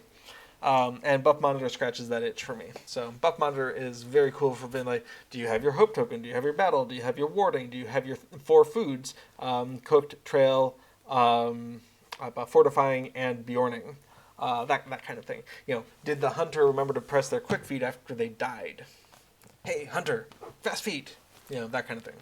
And then mini raid, especially as a healer, I really like mini raid. Just as an alternate, more condensed way to represent health. With 2 people, it's not a problem, but once you have 6 or 12 or 24 people, the UI for representing all your party members, it just overwhelms me, and mini raid is a way to consolidate that. And prime bags. I've been really enjoying playing around with tweaking prime bags to work with how I think, and at some point I'll be coordinating more closely with Rollo to maybe bring some of those into the main line. But in the meantime, if you like the idea of just saying, this is the stuff that goes to my other character, you can do that with prime bags. You can just declare, this is character number 2's stuff, and so it's very easy to toss it into the right shared storage. Cool. Those are the 6 ones that I have all the time, and should probably be 5. Okay, Guff. Is there a way to hook into the deed that's been completed and automatically open the deed panel to that page and highlight it outside of the notifications? Lovely idea. In general, plugins cannot affect the game's user interface in that way. I do the next best thing, which is to say there's a show in tracker button for every deed that the deed tracker knows about. It'll at least take you to that page. Although the scroll bar, I haven't figured out how to make the scroll bar move. And there's a bug with it, which is if you have hide completed deeds on, it doesn't show up. Skirmish instances, servants of the deceiver. So show in tracker will actually highlight the thing. So if we click show in tracker, you still have to scroll down to find the thing, but it's highlighted, and you can get rid of that if you want. So we can do it within the plugin, but the game UI, we don't have a way to launch this. We don't have a way to change what page we are on. So if something is skinnable, you can change how it looks, but in general, you can't, as a plugin, press various user elements or make windows show up or anything. So Lord Zach says if we could change the game UI or reuse functions, I'd make a new crafting UI. So there are people who have reskinned the crafting UI, and my biggest complaint might be the right word, annoyance, is that these 3 tabs are not necessarily in any meaningful order, and also they're not on one line. And many of the skins out there fix at least one of those issues. Puts them all 3 on one line, makes the window a little bit bigger, that kind of thing. So if you're interested in skinning, I want to say, is it UI? Yeah, if you're interested in skinning, check out some of those links. I know almost nothing about it except that it exists. I don't use them on a regular basis. Little Red Hood uses them much more than I do, and lots of people out there in the community like changing how things look. So if it's a cosmetic change, I want the window bigger, smaller, in a different place. I want the map to not take up the full screen. I want the preview window for when I'm my wardrobe to be much bigger or transparent. They've got you covered. But when it comes to like pressing buttons on the UI, no can do. There's in general, if the question, could someone use this to automate playing the game, is true, then they probably don't let you do it.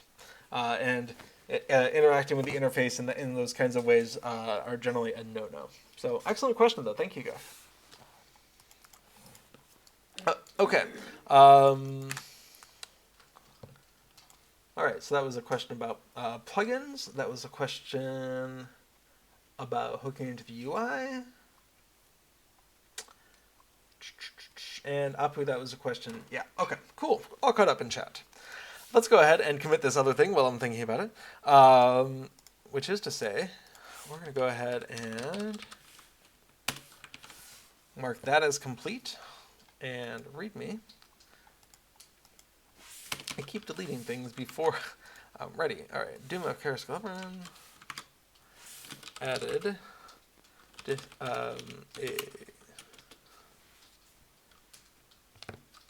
marked Doom of Karis Galebron, and that is skirmish instances, I think. Skirmish instances. Doom of Karis marked with a conflicting quest. Cool. I should really mark those bugs. Okay, so awesome. Let's get that committed.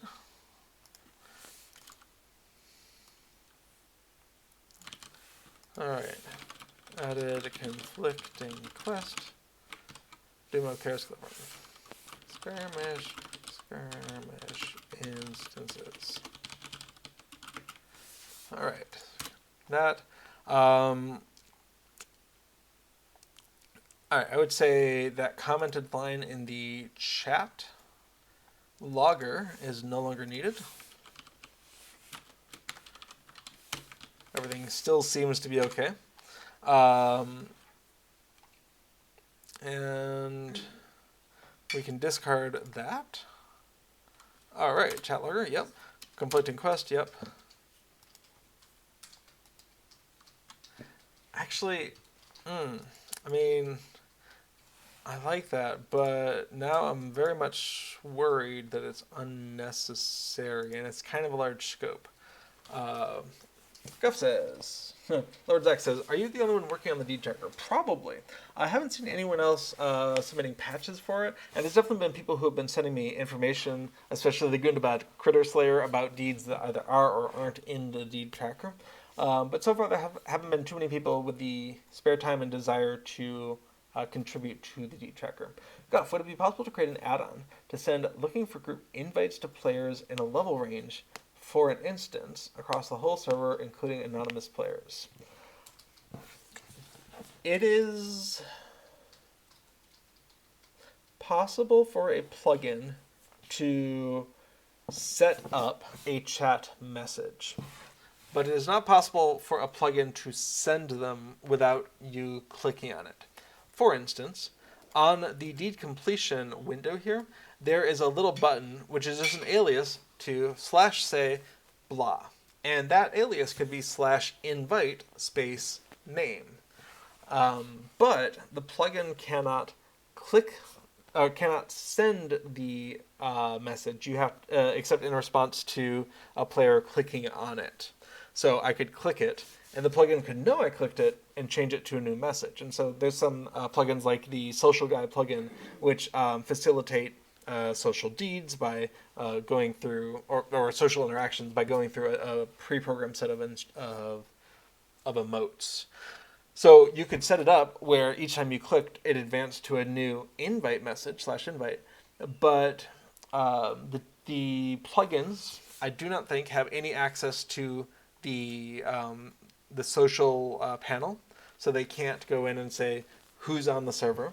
And if someone is anonymous, there's no way to know that they are on the server, because if you do a /who, they don't show up. Maybe if they're on your friends list, which plugins don't have access to. So again, it's one of those things where for good or for ill, the plugins do not have access to that level of information about other players through the /who command or through the social dialogue. And if you wanted to make a plugin that had a predefined list, like here's my 17 favorite friends, and I want to just invite them, you could set it up so that you could click on the button and it would invite the next person and the next person and the next person. So if you already knew the names and hopefully got their permission, you could set that up. But watch out, because this doesn't circumvent throttling that the game does. You may have noticed if you do this same thing over and over, even just buying from a barter vendor, bartering from a barter vendor, eventually the game will be like, hey, that's too much, please slow down. And again, it's to prevent people from abusing the system. But same thing, if you invite a bunch of people too quickly, the game's going to say, hey, please slow down. Agartha says, Abu says, Guff, I personally would not like it being anonymous. Yeah, well, there's a reason it's called anonymous. Even if plugins had access to server information, I would assume they wouldn't have access to anonymous things, and they don't. Agartha, if you had a character targeted, the plugin could capture the name even if they are anonymous, couldn't it? Yes, good point. Anonymous means you don't show up in the /who, and you can't be inspected. But it doesn't stop people from being able to target you or see your name pop up if you run by. So you're only anonymous in the sort of global searching, what are you wearing arenas, but not like you're not invisible to other players. So yes, you could have a plugin just remember every person you have clicked on. I don't know that would be a useful thing to do, but a plugin could just remember every character you have targeted. But what a plugin, I guess plugins can also just determine at the time that you've clicked if it's an NPC or if it's a player. So, yeah, if you just wanted to stand next to an auction house person or a vault person and just like click every person that runs by, you could get a slow inventory of the server that way. Yeah, that's interesting ideas of what can you do, and does that help you further a goal? So yeah, if your goal is you always invite the same 5 people into a group and you want to automate that, a plugin can definitely do that. You could have a plugin that just says, oh, your friend came online, and pop up a little screen that says invite them to a group. Because autofellow only works for the first 2 people, I think. I'm not actually. I haven't tried it. If all 6 people had autofellowed all of the other 5 people, I don't know if that works. I'm being told no. We may have tried that on some musicians that we have. So yeah, that could be actually a really cool plugin. Is you set up a list in the plugin of your friends that you want this to apply to, and whenever they log on, you just get a little box that says invite. And you click that, and it sends them an invite. Like, that seems like an actual functional plugin that's not abusing the system, that I don't know that it might already exist. There's a lot of really small niche plugins over on LOTRO Interface that I just forget. Lord Zach, you guys have friends? Yes, we try to. Guff, do you make money from this, or is it just a hobby, and has SSG ever contacted you about your work? I don't make money from this. I do get a sense of satisfaction of like making the game work a little bit more the way I want it to. Has SSG ever contacted you about your work? Only in the sense that I'm in contact with the community manager because I'm here streaming on the official LOTRO Stream Twitch channel. So I got in touch with them and said, hey, I'd like to do this. We talked about it, and we chat briefly once in a while about what's going on, but not in the sense of anyone at SSG asking about the plugin content part of it. So SSG has their hands full with all sorts of other things, and right now enhancing or changing the plugin support is not a stated priority of theirs. So will they reach out someday in the future? Who knows, right? The world's full of possibilities. Guff says, oh yeah, Little Redhead Oh, it says, I believe we tried it one time, had 3 of us with autofill on all of them. The first to get into the fellowship, third has to be manually invited. So I think a plugin could actually, a little niche plugin right there could be really interesting. So would you ever want to work for them? I actually really like my job right now. And more importantly, I live in the Netherlands, and SSG only really hires people who live near enough to commute to them, preferably in the same state because of employment laws. So I am not going to commute to the Boston area anytime soon. I got there. There's even a plugin that basically re-implements Instance Finder and even allows sending a summary of a person's gear, but it required everyone to be running the plugin, so it never caught on. Interesting. Yeah, there's a lot you can do with 2 plugins that can kind of talk to each other, because in your plugin you can initiate a send to, for instance, a custom user channel, and other plugins looking at that user channel can present that information.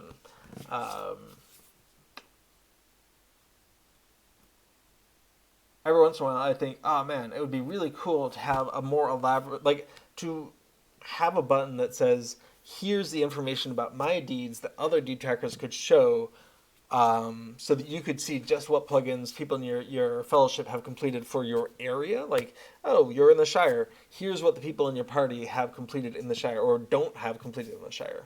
I think it'd be fascinating, but it feels like more effort than it's worth at this point to try to make it. There's just other things that are higher priority. Awesome. Such great questions. Thank you. Let me go ahead and. Oh yes, I was worried about that. All right, so this raw text change has me a little worried. Cat moved. The cat moved. It's on the couch here. Apparently, he's on the couch behind me. Okay. Yeah, this gay raw text, like, it's a good change. I like it, but it's such a far-reaching change that it has me a little worried. And the real question is, check for delayed text. And the previous chat as well. When we look at check for delayed text, we're using a string.find message and announce.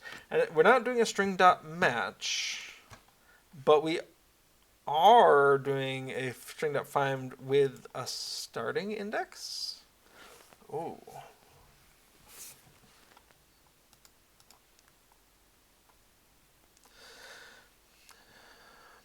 Pattern init plain.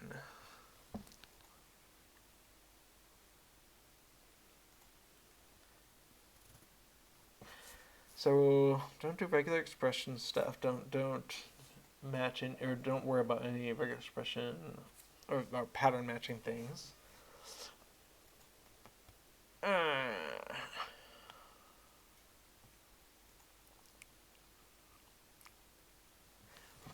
So we're doing a string.find. What I'm curious about is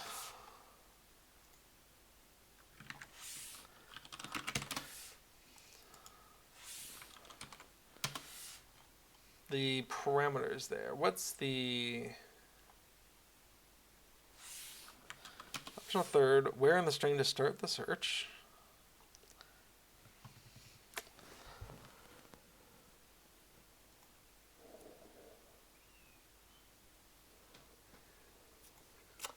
String.find Waldo. Exactly, Lord Zach.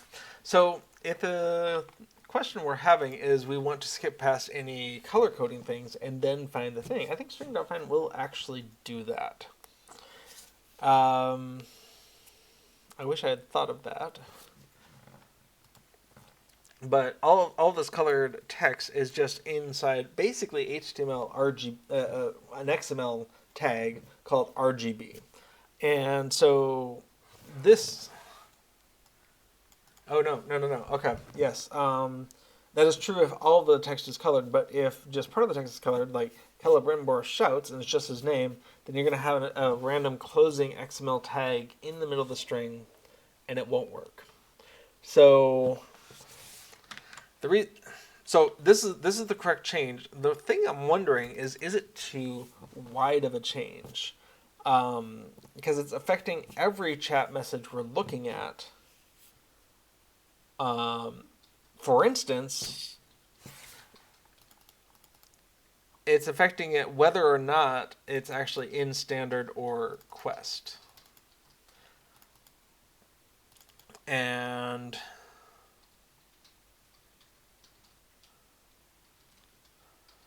since the only time we care about it is for quest stuff, we don't care about it in standard chat, we're affecting every standard chat message with extra processing time. And I think that's what's bothering me the most. I think what I would rather do is overwrite temp message with the filtered version of it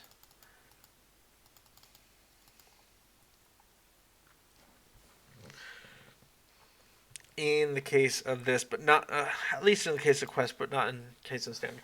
And it's just this one. It's just this one. Maybe the better thing would be to grab the RGB tag and include that as the thing that I'm matching.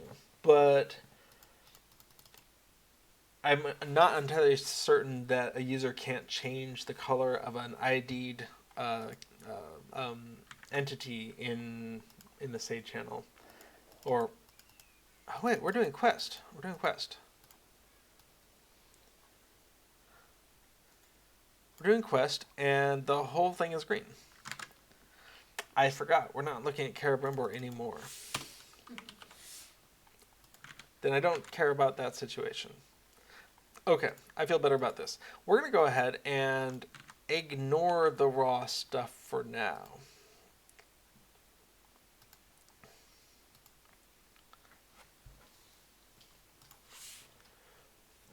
I'm going to probably throw that away. But I think this is good.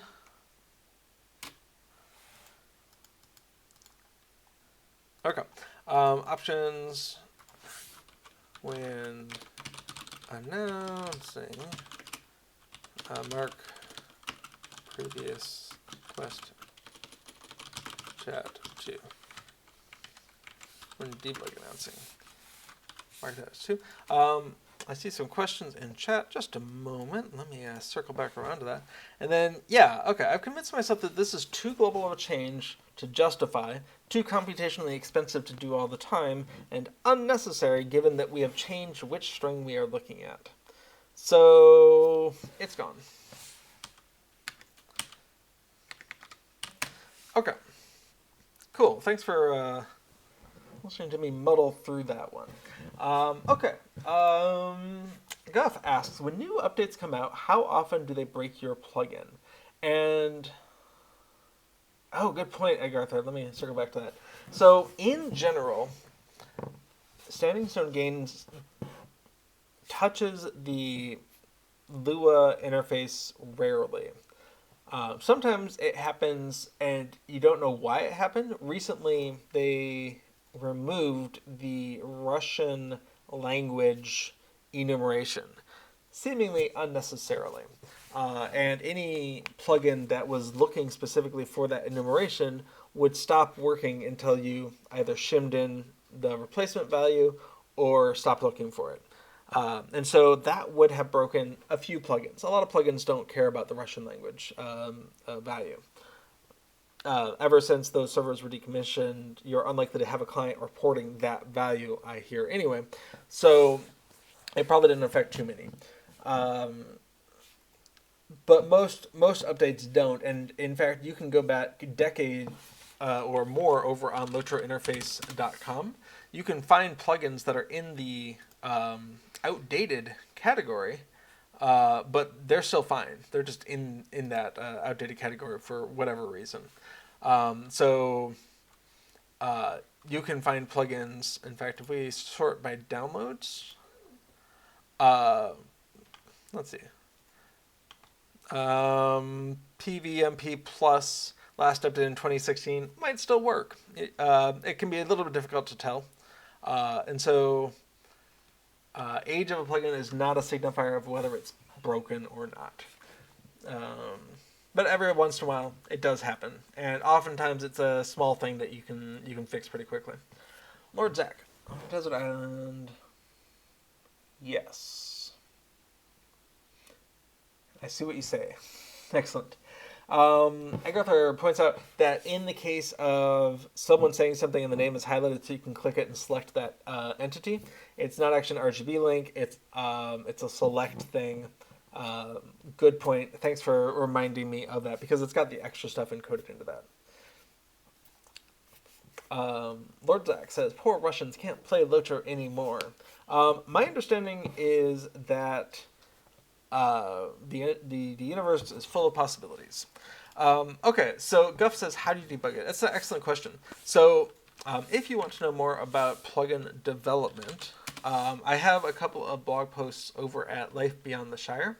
Let me go ahead and pull that up. This is Little Redheads, but we'll go ahead and grab this. So let me paste that in there. And one of the first things I talked about was errors. And so there's a couple different errors that you're going to encounter when you are doing plugins. And the first is a syntax error, which is you wrote something wrong. So, for instance, if you were trying to assign the value of 5 to a variable a, and instead you accidentally wrote 2 equal signs, LOTRO is going to choke on that when it tries to load your plugin, and it's going to stop and emit an error. And it will look something like this. Unexpected symbol near equals equals, because that's not a valid place for you to say equals equals. So that's the first thing, and that's the easiest error to find, because in the Russian language enumeration example, when they removed that, anytime a plugin referred to it, you would just get this error message saying, I don't know what that is that you just tried to use. Hopefully. The second type of error is where you wrote the wrong thing, but in code that doesn't get run right away. It gets run when you click on a button or something. And so you're still going to get an error message, but it's not going to happen until you do the thing. Open a window, type something in, press a button, some sort of interaction that calls deferred code. Exactly. Set Gandalf true. Well, Lord Zach, you can call your functions whatever you want, and if you can call a function Gandalf, why wouldn't you? So, in this case, a deferred but wrong thing is still going to cause an error message, and then your plugin is still loaded, but the thing you were just trying to do stops. So, it's contained. The hard ones are logic errors, where you wrote the thing just fine, but you should have written something else. And so if, for instance, you want the window to move to the right and you accidentally wrote the wrong numbers, and the window moves to the left. So you have to actually run the bit of code that would do the thing and recognize that it didn't do what it was supposed to. And these are the hardest ones for me to find, figure out what, if something went wrong, what was wrong, and so on. And the more complicated the plugin, the more difficult it is to tell whether something is behaving correctly when it does a thing. So logic errors are going to be the hardest ones, and those can rarely be affected by a change on the game client, where the game client, for instance, on the MinstrelBuff plugin, there is an overlay that can be drawn on top of a quick slot, where you can click the thing, the overlay just tells you more information about the thing. But due to a bug in how that overlay is rendered, you have to do something special to get the overlay to show up over the quick slot. And if that bug were just introduced, you wouldn't notice it until you noticed that your overlay wasn't drawing anymore. So, I don't know. It's probably a convoluted way, but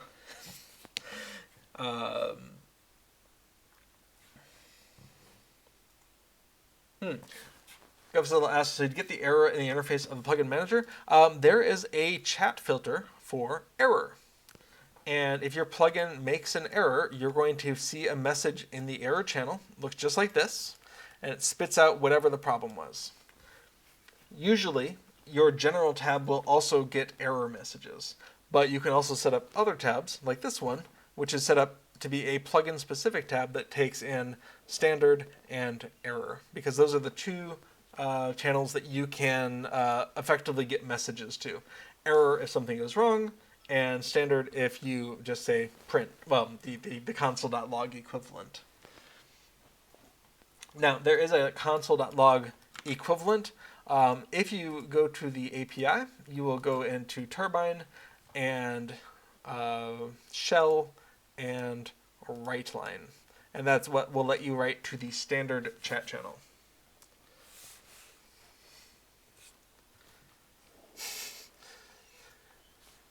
I like it, Agartha. The Gandalf function executes precisely when it is needed. I am still getting bats. You are right, Lord Zach. She's got to be almost done with those. The real question is did she buy enough?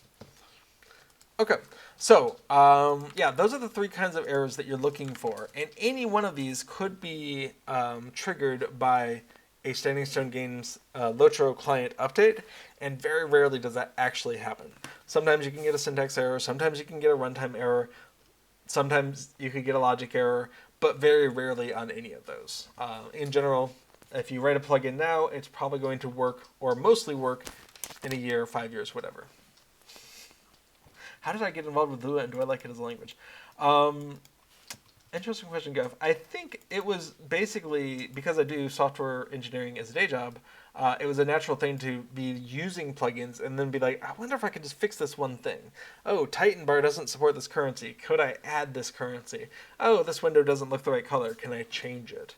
A little desire to do little things like that, and then it just sort of snowballs. Do I like it as a language? I think for what it's trying to be, I like it fine. I wouldn't want to use it for my day job for like real software. Like I wouldn't want to write LOTRO using Lua, but as a plugin language, I think it offers a lot of flexibility. It's super easy to just, oh, I need to store something new about deeds and shove it into your table data structure and just go with it. It's very flexible and it feels easy enough to learn. And there's lots of examples online. If you're like, oh, how do I do pattern matching in Lua? You're going to find examples. So it's widespread enough that I think it's easy to pick up new things about it when you need to. And so you don't have to worry about like learning the whole language from the get-go. Yeah. Little Red says, at 30 seconds per cooldown, it's only 12 minutes left. Well, speaking of time, I think we're rapidly approaching the end of the time for this stream. So if you do have any last minute comments or questions, let's go ahead and get them into the chat. And in the meantime, I've got a lot of windows open. I'm going to take a drink here. I'm going to let anything for 10 more minutes. My character can sit here while I go get dinner. It's waiting for me in the other room. You can keep batting me off stream. Gav says, I appreciate all your answers. Sorry for clogging you with so many questions. Not a problem. That is mostly why I'm here. A little bit to make sure I make some progress on plugins every week, and a little bit to help anyone in the community who has questions about plugins. Because I think everyone in the Lord of the Rings Online community benefits when there's more people interested in making cool plugins. There's some fascinating plugins over on LOTROinterface.com that are being added and maintained by people who are just very interested in the niche thing. Apus asked, well, is getting hit by bats suspending your idle timer? No, I can absolutely go AFK and even offline while someone else is using my poor hobbit body as a target for breadcrumbs. Now, we are in the same room, so if it was really necessary, she could come over and bump my mouse. And the AFK timer in LOTRO, you may have noticed, is very forgiving. If your mouse cursor even moves a pixel over the client window, you're no longer AFK. Which is really funny because sometimes I am basically AFK because I'm coding. Let's see. Yeah, so a lot of times, as we've seen today, I'm sitting here like this with the window, barely looking, but because my cursor will just sometimes leave the code window and go over the client, it resets the timer. So it's super easy to stay logged online. Worst case, like, have a cat that likes to bat at your mouse.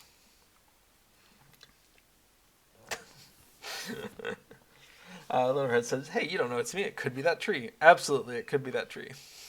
That's an excellent tree, especially coming on up into this time of year. And I'm wondering if I have a horn. Horn. I have a poinsettia wreath horn. I should probably get that one ready to go. And I have a tame wildwood one.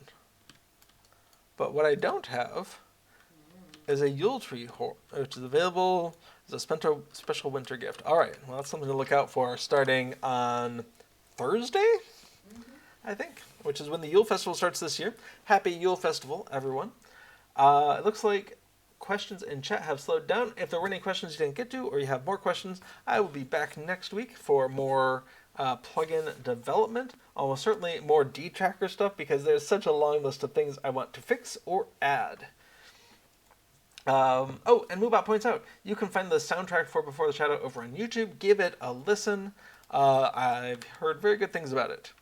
And Gus says, thanks for the stream, very insightful. You are very welcome. Thanks for tuning in, and feel free to join us again next week. All right.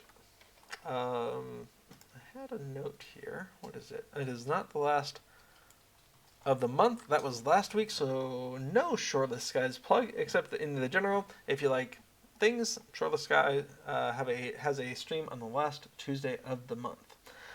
Okay, that is everything we're going to cover today. Thank you so much for joining me on this exploration of LOTRO plugins. I do hope to see you here next week, and until then, keep plugging along. All right, bye-bye now.